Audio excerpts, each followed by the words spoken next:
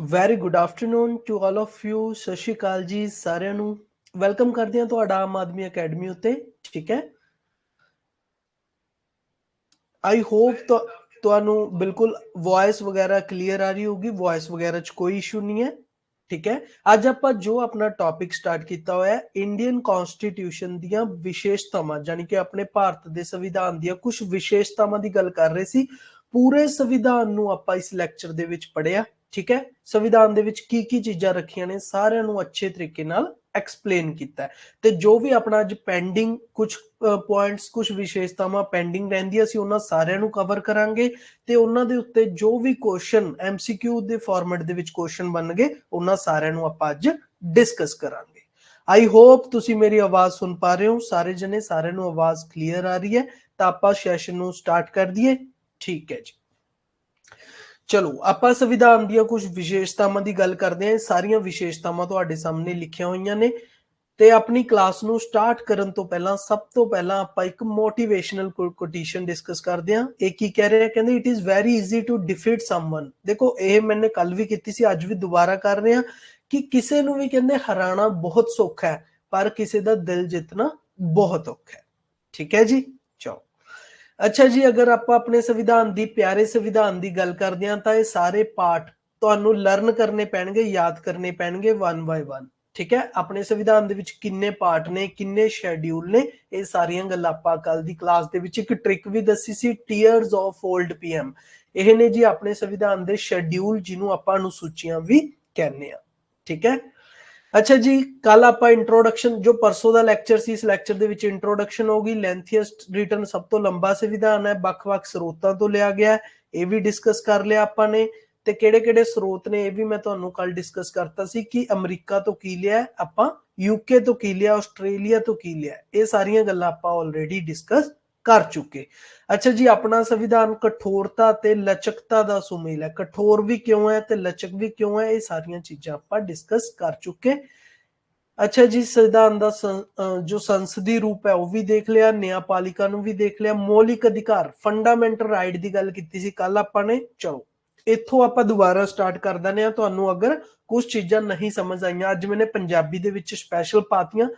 Fundamental right ਯਾਨੀ ਕਿ ਮੌਲਿਕ ਅਧਿਕਾਰ ਭਾਗ 3 ਦੇ ਵਿੱਚ ਆਉਂਦੇ ਨੇ ਜੀ। ਠੀਕ ਹੈ, ਤੇ 6 ਜੋ ਅਧਿਕਾਰ ਨੇ ਉਹਨਾਂ ਦੀ ਗਰੰਟੀ ਦਿੰਦਾ ਹੈ ਹੁਣ ਆਪਣਾ ਸੰਵਿਧਾਨ। ਓਰੀਜਨਲੀ ਇਹ 7 ਹੁੰਦੇ ਸੀ। ਇੱਕ ਅਧਿਕਾਰ ਆਪਾਂ ਨੇ ਜਿਹੜਾ ਕਿਹਦਾ, ਪ੍ਰੋਪਰਟੀ ਦਾ, ਜਾਨੀ ਕਿ ਜ਼ਮੀਨੀ ਅਧਿਕਾਰ ਆਪਾਂ ਨੂੰ ਖੋਲਿਆ। ਕਿਹੜਾ ਅਧਿਕਾਰ ਸੀਗਾ, ਆਰਟੀਕਲ 31 ਦੇ ਵਿੱਚ ਆਉਂਦਾ ਸੀ। ਹੁਣ ਕਿੰਨੇ ਰਹਿ ਗਏ ਜੀ, 6 ਰਹਿ ਗਏ। ਤੇ ਜਿਹੜਾ ਅਧਿਕਾਰ ਘੱਟ ਕੀਤਾ ਉਹ ਅਧਿਕਾਰ ਕਿੱਥੇ ਰੱਖਿਆ ਗਿਆ, ਹੁਣ ਉਹ 300A ਆਰਟੀਕਲ ਦੇ ਵਿੱਚ ਇੱਕ ਲੀਗਲ ਅਧਿਕਾਰ ਦੇ ਵਿੱਚ ਰੱਖਤਾ। ਠੀਕ ਹੈ, ਅੱਛਾ ਜੀ, ਬਾਕੀ ਫੰਡਾਮੈਂਟਲ ਕਿਹੜੇ-ਕਿਹੜੇ 6 ਅਧਿਕਾਰ ਨੇ। ਸਮਾਨਤਾ ਦਾ ਅਧਿਕਾਰ 14 ਤੋਂ ਲੈ ਕੇ 18 ਤੱਕ ਕਿੰਨੇ ਆਉਂਦੇ, ਸਮਾਨਤਾ ਦਾ ਅਧਿਕਾਰ। ਫਿਰ ਗੱਲ ਕਰਦੇ ਹਾਂ ਜੀ ਆਜ਼ਾਦੀ ਦਾ ਅਧਿਕਾਰ। ਆਜ਼ਾਦੀ ਦਾ ਅਧਿਕਾਰ 19 ਤੋਂ ਲੈ ਕੇ 22 ਤੱਕ। ਸ਼ੋਸ਼ਣ ਦੇ ਵਿਰੁੱਧ ਅਧਿਕਾਰ ਆਉਂਦੇ ਨੇ ਜੀ 23 ਤੋਂ 24 ਆਰਟੀਕਲ ਤੱਕ। ਔਰ ਧਰਮ ਦੀ ਆਜ਼ਾਦੀ ਦਾ ਅਧਿਕਾਰ ਹੈ ਜੀ ਆਰਟੀਕਲ 25 ਤੋਂ 28 ਤੱਕ। ਸੱਭਿਆਚਾਰਕ ਅਤੇ ਵਿਦਿਅਕ ਅਧਿਕਾਰ ਦੀ ਗੱਲ ਕਰਦੇ ਹਾਂ 29 ਤੋਂ 30 ਤੱਕ। ਸੱਭਿਆਚਾਰ ਦਾ, ਉਪਚਾਰਾਂ ਦਾ ਅਧਿਕਾਰ, ਜਿਹਨੂੰ ਸਭ ਤੋਂ ਕਹਿੰਦੇ heart and soul of the constitution ਵੀ ਕਿਹਾ ਗਿਆ, ਡਾਕਟਰ BR ਅੰਬੇਦਕਰ ਦੇ ਦੁਆਰਾ। ਇਹਦੇ ਦੁਆਰਾ ਆਪਾਂ 5 ਤਰ੍ਹਾਂ ਦੀਆਂ ਰਿਟਾਂ ਇਸ਼ੂ ਕਰਦੇ ਹਾਂ ਜੀ। ਔਰ ਰਿਟ ਇਸ਼ੂ ਕਰਨ ਦੀ ਪਾਵਰ ਸੁਪਰੀਮ ਕੋਰਟ ਕੋਲ ਵੀ ਹੈਗੀ ਹੈ। ਸੁਪਰੀਮ ਕੋਰਟ ਕਿਹੜੇ ਆਰਟੀਕਲ ਦੇ ਅਕੋਰਡਿੰਗ ਕਰਦੀ ਹੈ ਜੀ, 32। ਔਰ ਹਾਈ ਕੋਰਟ ਦੇ ਕੋਲ ਵੀ ਇਹ ਪਾਵਰ ਹੈ। ਕਿਹੜਾ ਆਰਟੀਕਲ ਹੈ ਉਹ ਯਾਦ ਰੱਖਣਾ, 226। ਇਹ 5 ਰਿਟਾਂ ਆਪਾਂ ਡਿਸਕਸ ਕੀਤੀਆਂ ਸੀ ਕੱਲ, ਇਹ ਤੁਸੀਂ ਆਲਰੇਡੀ ਜਾਣਦੇ ਹੋ। ਬਾਕੀ ਅੱਗੇ ਵੀ ਕੋਈ ਗੱਲ ਆਉਂਦੀ ਹੈ? ਅੱਛਾ, ਦੇਖੋ ਤੁਹਾਡੀ ਨਾ ਦਿੱਕਤ, ਕੋਈ ਵੀ ਸਟੂਡੈਂਟ ਨੂੰ ਕਿਸੇ ਵੀ ਤਰ੍ਹਾਂ ਦੀ ਦਿੱਕਤ ਆਉਂਦੀ ਹੈ ਤਾਂ ਤੁਸੀਂ ਕਹੋਗੇ ਤੇ ਡੈਫੀਨੇਟਲੀ ਸਰ ਤੁਹਾਡੇ ਲਈ ਸਾਰਾ ਕੁਝ ਕਰਨਗੇ। ਠੀਕ ਹੈ, ਪੰਜਾਬੀ ਵੀ ਹੁਣ ਆਪਾਂ ਅੱਜ ਪੰਜਾਬੀ ਦੇ ਵਿੱਚ ਵੀ ਸਾਰਾ ਕੁਝ ਕਰਵਾ ਰਹੇ ਹਾਂ। ਸਾਰੀ ਸਲਾਈਡਾਂ ਦੇ ਵਿੱਚ ਮੈंने ਪੰਜਾਬੀ ਪਾਈ ਹੈ। ਅੱਛਾ ਜੀ, ਫਿਰ ਆਪਾਂ ਨੇ ਡਾਇਰੈਕਟਿਵ ਪ੍ਰਿੰਸੀਪਲ ਦੀ ਗੱਲ ਕੀਤੀ ਸੀ, ਜਿਨ੍ਹਾਂ ਨੂੰ ਰਾਜ ਦੇ ਨੀਤੀ ਨਿਰਦੇਸ਼ਕ ਸਿਧਾਂਤਾਂ ਦੀ ਗੱਲ ਕੀਤੀ ਗਈ। ਜਿਹੜੇ ਰਾਜ ਦੇ ਨੀਤੀ ਨਿਰਦੇਸ਼ਕ ਸਿਧਾਂਤ ਨੇ, ਸਭ ਤੋਂ ਪਹਿਲਾਂ ਤਾਂ ਆਪਾਂ ਨੂੰ ਪਤਾ ਹੋਣਾ ਚਾਹੀਦਾ ਕਿਹੜੇ ਪਾਰਟ ਦੇ ਵਿੱਚ, ਕਿਹੜੇ ਭਾਗ ਦੇ ਵਿੱਚ ਆਉਂਦੇ ਨੇ ਜੀ, ਭਾਗ ਨੰਬਰ 4 ਦੇ ਵਿੱਚ ਆਉਂਦੇ ਨੇ। ਠੀਕ ਹੈ, ਤੇ ਆਰਟੀਕਲ ਕਿਹੜੇ ਆਰਟੀਕਲ ਤੋਂ ਲੈ ਕੇ ਨੇ, 36 ਤੋਂ ਲੈ ਕੇ 51 ਆਰਟੀਕਲ ਤੱਕ ਨੇ। ਇਹ ਗੱਲ ਯਾਦ ਹੋਗੀ। ਤੇ ਸਭ ਤੋਂ ਮੋਟੀ ਗੱਲ ਨਾ ਆਪਾਂ ਨੂੰ ਕੀ ਯਾਦ ਹੋਣਾ ਚਾਹੀਦਾ, ਅੱਛਾ ਕਿਹਨੂੰ ਪਤਾ ਮੈਨੂੰ ਦੱਸੋ ਕਮੈਂਟ ਕਰਕੇ, ਕਿ ਫੰਡਾਮੈਂਟਲ ਰਾਈਟ ਤੇ DPSP ਦੇ ਵਿੱਚ ਕੀ ਫਰਕ ਹੈ। किनू किनू फर्क पता ने? आपां 3 फर्क दसने ने, 1 2 3। ये 3 फर्क मैनू कमेंट करके तुसी दसो किनू किनू स्टूडेंट नू क्लीयर है कि फंडामेंटल राइट यानी कि जिहड़े मौलिक अधिकार ने ते राजनीति दे निर्देशक सिद्धांत ने, इन्हां दे विच की फर्क है?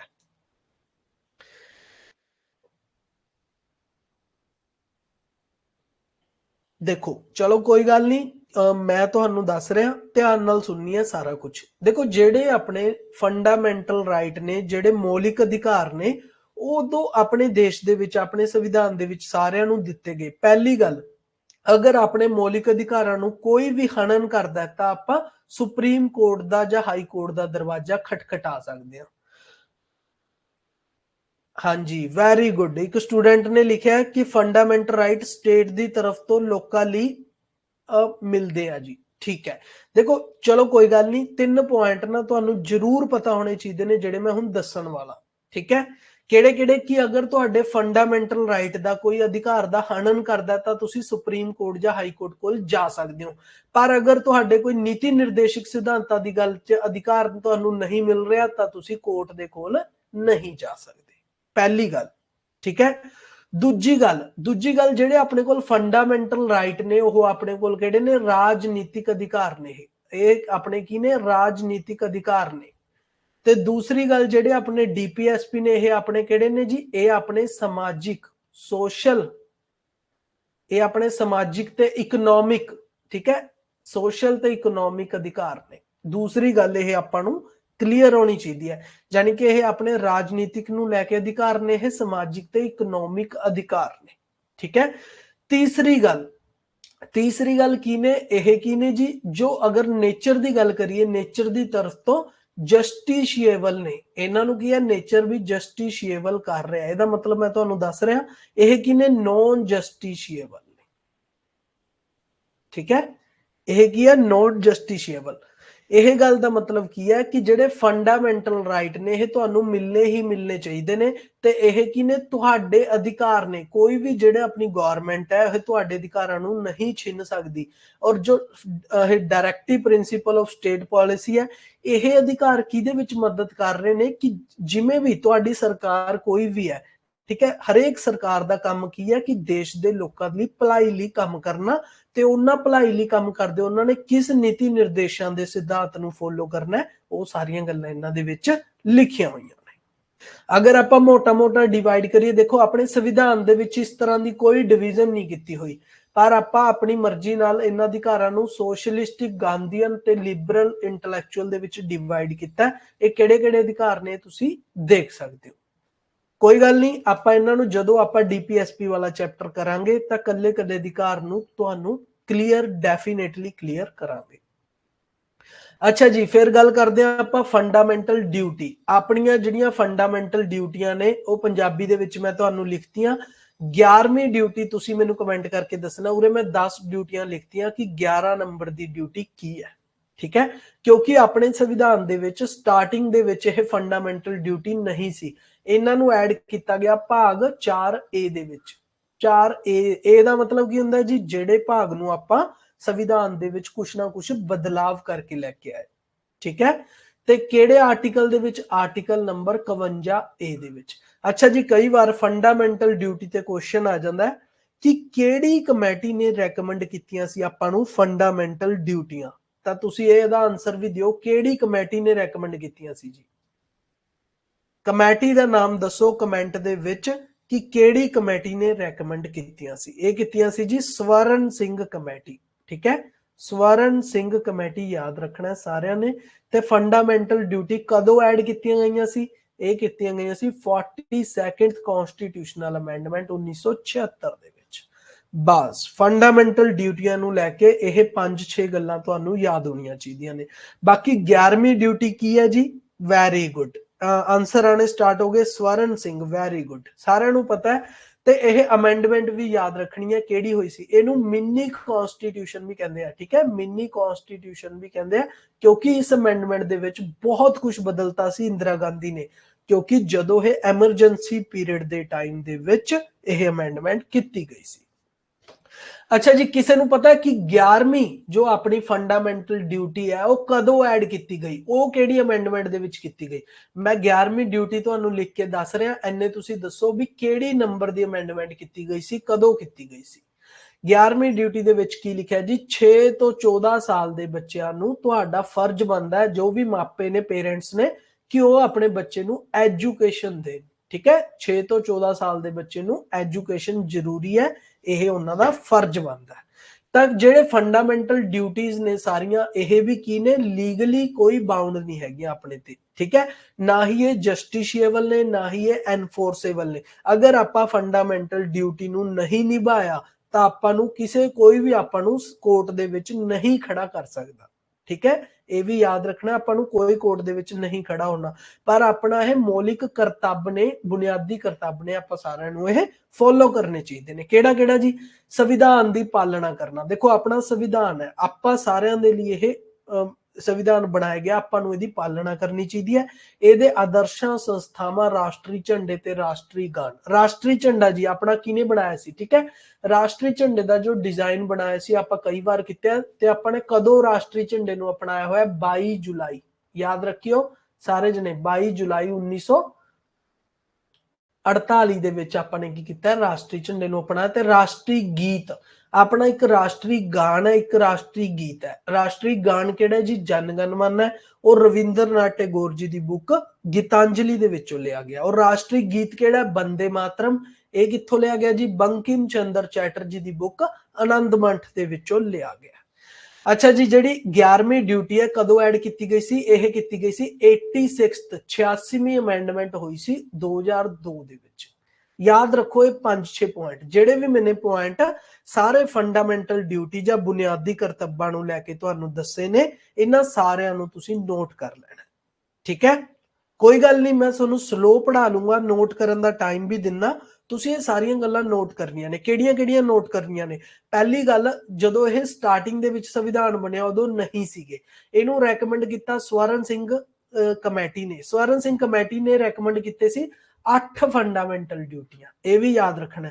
ਪਰ ਇਹਨਾਂ ਨੂੰ ਕਦੋਂ, ਇਹਨਾਂ ਨੂੰ ਜਦੋਂ ਐਡ ਕੀਤੀਆਂ ਤਾਂ ਕਿੰਨੀਆਂ ਕੀਤੀਆਂ ਗਈਆਂ ਜੀ? 10 ਫੰਡਾਮੈਂਟਲ ਡਿਊਟੀਆਂ ਐਡ ਕੀਤੀਆਂ ਗਈਆਂ।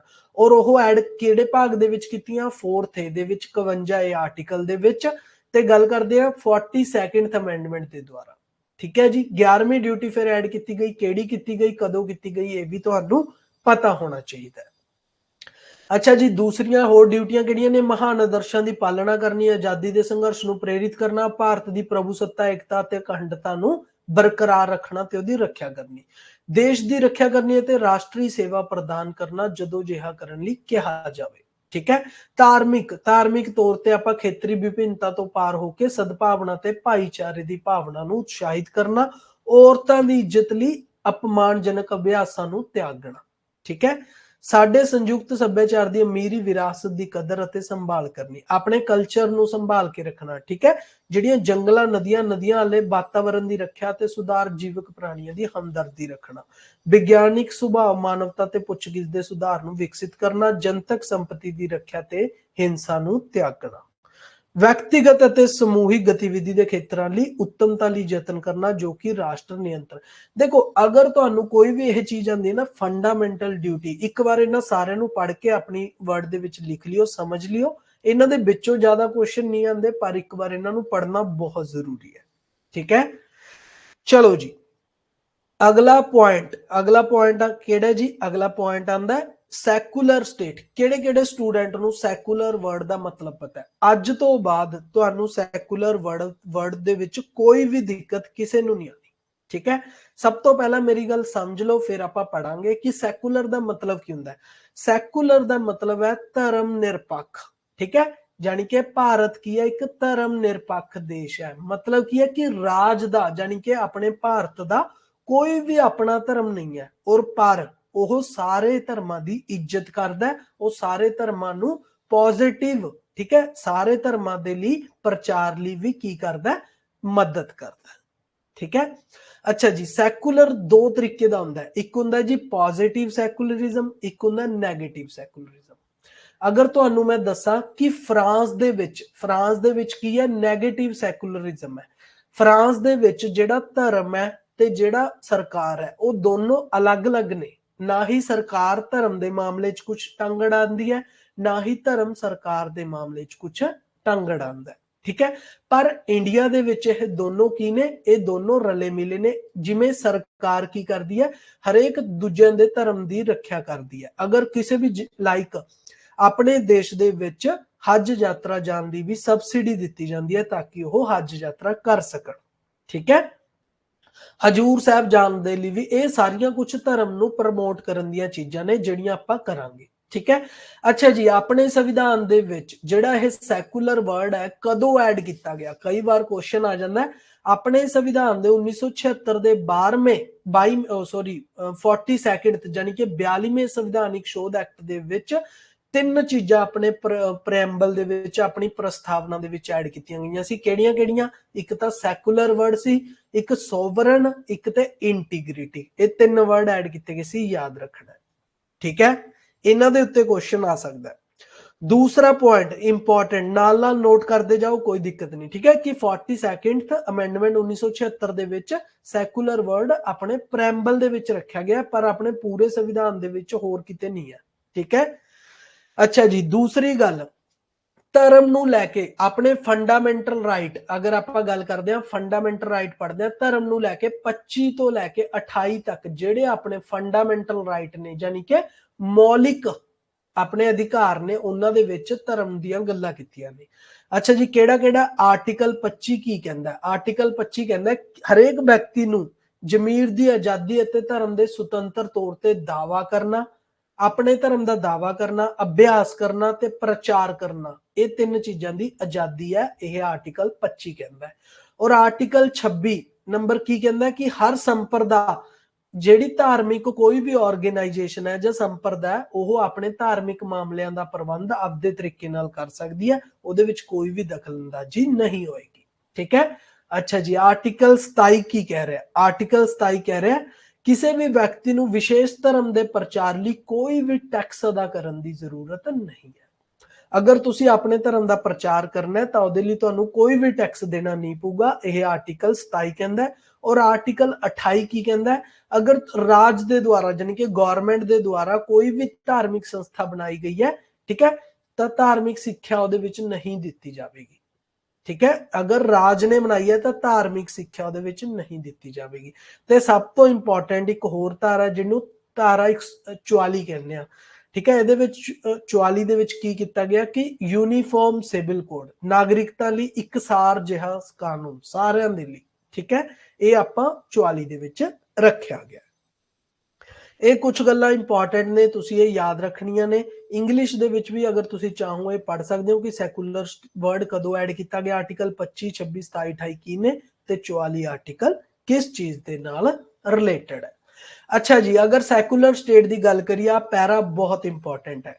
ਕਹਿੰਦੇ ਧਰਮ ਨਿਰਪੱਖਤਾ ਦੀ ਪੱਛਮੀ ਧਾਰਨਾ ਧਰਮ ਅਤੇ ਰਾਜ ਦੇ ਵਿਚਕਾਰ ਇੱਕ ਪੂਰਨ ਵਿਛੋੜੇ ਨੂੰ ਦਰਸਾਉਂਦੀ ਹੈ। ਅਗਰ ਆਪਾਂ ਦੂਸਰੇ ਦੇਸ਼ਾਂ ਦੀ ਗੱਲ ਕਰੀਏ ਤਾਂ ਉਹਨਾਂ ਦੇ ਵਿੱਚ ਜਿਹੜਾ ਧਰਮ ਤੇ ਰਾਜ ਹੈ, ਇਹ ਦੋਨੋਂ ਅਲੱਗ-ਅਲੱਗ ਨੇ, ਪਰ ਧਰਮ ਨਿਰਪੱਖਤਾ ਦੀ ਇਹ ਨਕਾਰਾਤਮਕ ਧਾਰਨਾ ਭਾਰਤੀ ਸਥਿਤੀਆਂ ਵਿੱਚ ਲਾਗੂ ਨਹੀਂ ਹੁੰਦੀ। ਇਹਨੂੰ ਕੀ ਕਿਹਾ ਗਿਆ ਜੀ? ਨੈਗੇਟਿਵ ਸੈਕੂਲਰਿਜ਼ਮ ਕਿਹਾ ਗਿਆ। ਕਹਿੰਦੇ ਇਹ ਨਕਾਰਾਤਮਕ ਭਾਰਤ ਵਿੱਚ ਕਿਉਂ ਨਹੀਂ ਲਾਗੂ ਹੁੰਦੀ? ਕਿਉਂਕਿ ਭਾਰਤ ਵਿੱਚ ਬਹੁਤ ਡਿਫਰੈਂਟ ਧਰਮਾਂ ਦੇ ਲੋਕ ਇਕੱਠੇ ਰਹਿੰਦੇ ਨੇ, ਤੇ ਭਾਰਤ ਦੀ ਧਰਮਾਂ ਕਿਹੜੀ ਹੈ? ਸਕਾਰਾਤਮਕ ਧਰਮ ਹੈ। ਠੀਕ ਹੈ, ਇਹਦੇ ਵਿੱਚ ਕੀ ਚੀਜ਼ ਹੈ? ਕਿ ਸਾਰੇ ਧਰਮਾਂ ਦਾ ਆਪਾਂ ਬਰਾਬਰ ਸਤਿਕਾਰ ਕਰਦੇ ਹਾਂ ਤੇ ਸਾਰੇ ਧਰਮਾਂ ਦੀ ਬਰਾਬਰ ਹੀ ਰੱਖਿਆ ਕਰਦੇ ਹਾਂ। ਠੀਕ ਹੈ, ਇਹ ਗੱਲਾਂ ਇਹਦੇ ਵਿੱਚ ਕਹੀਆਂ ਗਈਆਂ ਨੇ। ਆਪਣੀਆਂ ਜਿਹੜੀਆਂ ਪਹਿਲਾਂ ਦੇਖੋ, ਆਪਾਂ ਜਦੋਂ ਸਟਾਰਟਿੰਗ ਦੇ ਵਿੱਚ ਪੜਿਆ ਸੀ ਕੀ ਸੀਗਾ? ਕਮਿਊਨਲ ਇਲੈਕਟਰੋਡ। ਇਹ ਵਰਡ ਪੜਿਆ ਹੋਊਗਾ ਤੁਸੀਂ ਕਿ ਧਰਮ, ਜਾਤੀ, ਸੰਪਰਦਾਇ ਦੇ ਆਧਾਰ ਤੇ ਇਲੈਕਸ਼ਨ ਕਰਾਉਣਾ। ਇਹ ਸਾਰੀਆਂ ਚੀਜ਼ਾਂ ਆਪਾਂ ਨੇ ਖਤਮ ਕਰਤੀਆਂ ਸੀ ਆਪਣੇ ਸੰਵਿਧਾਨ ਦੇ ਵਿੱਚ। ਹੁਣ ਬਟ ਇੱਕ ਰਿਜ਼ਰਵੇਸ਼ਨ ਜ਼ਰੂਰ ਦੇਤੀ ਸੀਗੀ, ਉਹ ਵੀ ਕੁਝ ਟੈਂਪਰੇਰੀ ਪੀਰੀਅਡ ਦੇ ਲਈ। ਠੀਕ ਹੈ, ਇਹ ਵੀ ਆਪਾਂ ਗੱਲ ਯਾਦ ਰੱਖਣਾ। ਹੁਣ ਕਿਸੇ ਵੀ ਧਾਰਮਿਕ ਸੰਪਰਦਾਇ ਦੇ ਆਧਾਰ ਤੇ ਆਪਾਂ ਕਿਸੇ ਨੂੰ ਵੀ ਕੋਈ ਵੀ ਕੀ ਹੈ ਇਲੈਕਟਰੋਡ ਨਹੀਂ ਹੁੰਦੇ। ਬਸ ਇੰਨੀ ਗੱਲ ਅਗਰ ਤੁਹਾਨੂੰ ਸਮਝ ਆ ਗਈ ਤਾਂ ਸੈਕੂਲਰ ਵਰਡ ਬਹੁਤ ਹੀ ਇੰਪੋਰਟੈਂਟ ਹੈ, ਇਹਦੇ ਤੇ ਬਹੁਤ ਵਾਰ ਕੁਐਸਚਨ ਪੁੱਛਿਆ ਜਾਂਦਾ ਹੈ।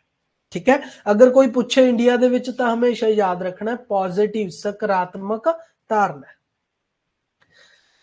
ਚਲੋ ਜੀ, ਇੰਗਲਿਸ਼ ਦੇ ਵਿੱਚ ਵੀ ਤੁਹਾਡੇ ਲਈ ਅਗਰ ਤੁਸੀਂ ਪੜ੍ਹਨਾ ਚਾਹੋ ਤਾਂ ਇੰਗਲਿਸ਼ ਦੇ ਵਿੱਚ ਵੀ ਰੀਡ ਕਰ ਸਕਦੇ ਹੋ। ਅੱਛਾ ਜੀ, ਨੈਕਸਟ ਪੁਆਇੰਟ, ਨੈਕਸਟ ਪੁਆਇੰਟ ਦਾ ਮਤਲਬ ਦੇਖਦੇ ਹਾਂ ਕਿਹਨੂੰ ਕਿਹਨੂੰ ਪਤਾ ਹੈ। ਯੂਨੀਵਰਸਲ ਅਡਲਟ ਫਰੈਂਚਾਈਜ਼, ਇਹਦਾ ਮਤਲਬ ਕੀ ਹੁੰਦਾ ਹੈ ਜੀ? ਇਹਦਾ ਮਤਲਬ ਹੁੰਦਾ ਯੂਨੀਵਰਸਲ ਦਾ ਮਤਲਬ ਹੈ ਹਰ ਕੋਈ, ਅਡਲਟ ਦਾ ਮਤਲਬ ਜਿਹੜਾ ਵੀ ਬੰਦਾ 18 ਤੋਂ ਪਲੱਸ ਹੈ, ਫਰੈਂਚਾਈਜ਼ ਦਾ ਮਤਲਬ ਇਨਸਾਨ, ਯਾਨੀ ਕਿ ਜੋ ਵੀ ਸਾਰਿਆਂ ਨੂੰ ਵੋਟ ਪਾਉਣ ਦਾ ਅਧਿਕਾਰ ਹੈ ਜੋ ਵੀ 18 ਤੋਂ ਉੱਪਰ ਨੇ। ਠੀਕ ਹੈ, ਕੀ ਤੁਸੀਂ ਮੈਨੂੰ ਦੱਸੋ ਕਿ ਆਪਣੇ ਦੇਸ਼ ਦੇ ਵਿੱਚ ਜਦੋਂ ਆਪਾਂ ਐਕਟ ਪੜ੍ਹੇ ਸੀ 1919 ਵਾਲਾ, 1935 ਵਾਲਾ, ਉਸ ਟਾਈਮ ਤੇ ਕੀ ਗੱਲਾਂ ਆਪਾਂ ਪੜ੍ਹੀਆਂ ਸੀ ਕਿ ਆਪਣੇ ਦੇਸ਼ ਦੇ ਵਿੱਚ ਸਾਰਿਆਂ ਨੂੰ ਵੋਟ ਪਾਉਣ ਦਾ ਅਧਿਕਾਰ ਨਹੀਂ ਸੀ, ਸਿਰਫ ਕੁਝ ਪ੍ਰਾਪਰਟੀ ਦੇ ਬੇਸਿਸ ਤੇ, ਕੁਝ ਹੋਰ ਗੱਲਾਂ ਦੇ ਬੇਸਿਸ ਤੇ। 1935 ਦੇ ਵਿੱਚ ਵੀ ਆਪਾਂ ਪੜ੍ਹਿਆ ਕਿ 10% ਬੰਦੇ ਹੀ ਸਿਰਫ ਵੋਟ ਪਾ ਸਕਦੇ ਸੀ। ਪਰ ਆਪਣੇ ਦੇਸ਼ ਦੇ ਵਿੱਚ ਇੰਨੀ ਵੱਡੀ ਡੈਮੋਕ੍ਰੇਸੀ, ਇੰਨੇ ਜ਼ਿਆਦਾ ਲੋਕ ਹੋਣ ਦੇ ਬਾਵਜੂਦ ਵੀ ਆਪਣੇ ਦੇਸ਼ ਨੇ ਆਪਣੇ ਸਾਰੇ ਲੋਕਾਂ ਨੂੰ ਇਹ ਅਧਿਕਾਰ ਦਿੱਤਾ। ਇਹ ਇੱਕ ਬਹੁਤ ਹੀ ਵੱਖਰੀ ਤੇ ਵਧੀਆ ਗੱਲ ਹੈ। ਠੀਕ ਹੈ, ਇੰਨਾ ਕਰਨ ਦੀ ਹਿੰਮਤ, ਜਾਨੀ ਕਿ ਆਪਣੀਆਂ ਸਾਰੀਆਂ ਵੀਮੈਨ ਨੂੰ ਵੀ ਇਹਦੇ ਵਿੱਚ ਇਨਵੋਲਵ ਨੇ, ਮੈਨ ਵੀ, ਸਾਰੇ ਜੋ ਵੀ 18 ਪਲੱਸ ਨੇ ਉਹਨਾਂ ਨੂੰ ਇਹ ਅਧਿਕਾਰ ਹੈਗਾ ਕਿ ਉਹ ਆਪਣੇ ਦੇਸ਼ ਦੇ ਵਿੱਚ ਜੋ ਵੀ ਵੋਟਾਂ ਹੁੰਦੀਆਂ ਨੇ ਉਹਦੇ ਲਈ ਆਪਣਾ ਉੱਤਰਦਾਈ ਚੁਣ ਸਕਦੇ ਨੇ। ਅੱਛਾ ਜੀ, 18 ਉਮਰ ਤੋਂ ਘੱਟ ਦੇ ਕਿਸੇ ਵੀ ਵਿਅਕਤੀ ਨੂੰ ਜਾਤ, ਨਸਲ, ਧਰਮ ਅਤੇ ਲਿੰਗ, ਸਾਖਰਤਾ, ਦੌਲਤ ਆਦਿ ਦੇ ਭੇਦਭਾਵ ਤੋਂ ਬਿਨਾਂ ਵੋਟ ਪਾਉਣ ਦਾ ਅਧਿਕਾਰ ਹੈ ਜਿਸ ਦੀ ਉਮਰ 18 ਸਾਲ ਤੋਂ ਘੱਟ ਨਹੀਂ ਹੈ। ਯਾਨੀ ਕਿ 18 ਸਾਲ ਤੋਂ ਉੱਪਰ ਹੋਣੀ ਚਾਹੀਦੀ ਹੈ ਤੁਹਾਡੀ ਉਮਰ, ਫਿਰ ਕੋਈ ਜਾਤ ਹੈ, ਕੋਈ ਧਰਮ ਹੈ, ਕੁਝ ਵੀ ਮੈਟਰ ਨਹੀਂ ਕਰਦਾ। ਅੱਛਾ ਜੀ, ਸਾਰਿਆਂ ਨੂੰ ਇਹ ਗੱਲ ਇੱਕ ਹੋਰ ਪਤਾ ਹੋਣੀ ਚਾਹੀਦੀ ਹੈ, ਇੰਪੋਰਟੈਂਟ ਗੱਲ ਕੀ ਹੈ ਜੀ, ਕਿ ਪਹਿਲਾਂ ਇਹ ਉਮਰ 21 ਸਾਲ ਹੁੰਦੀ ਸੀ। ਤੁਹਾਨੂੰ ਪਤਾ ਹੈ? ਅੱਛਾ, ਮੈਨੂੰ ਕਮੈਂਟ ਕਰਕੇ ਦੱਸੋ 21 ਤੋਂ 18 ਸਾਲ ਕਦੋਂ ਕੀਤੀ ਗਈ?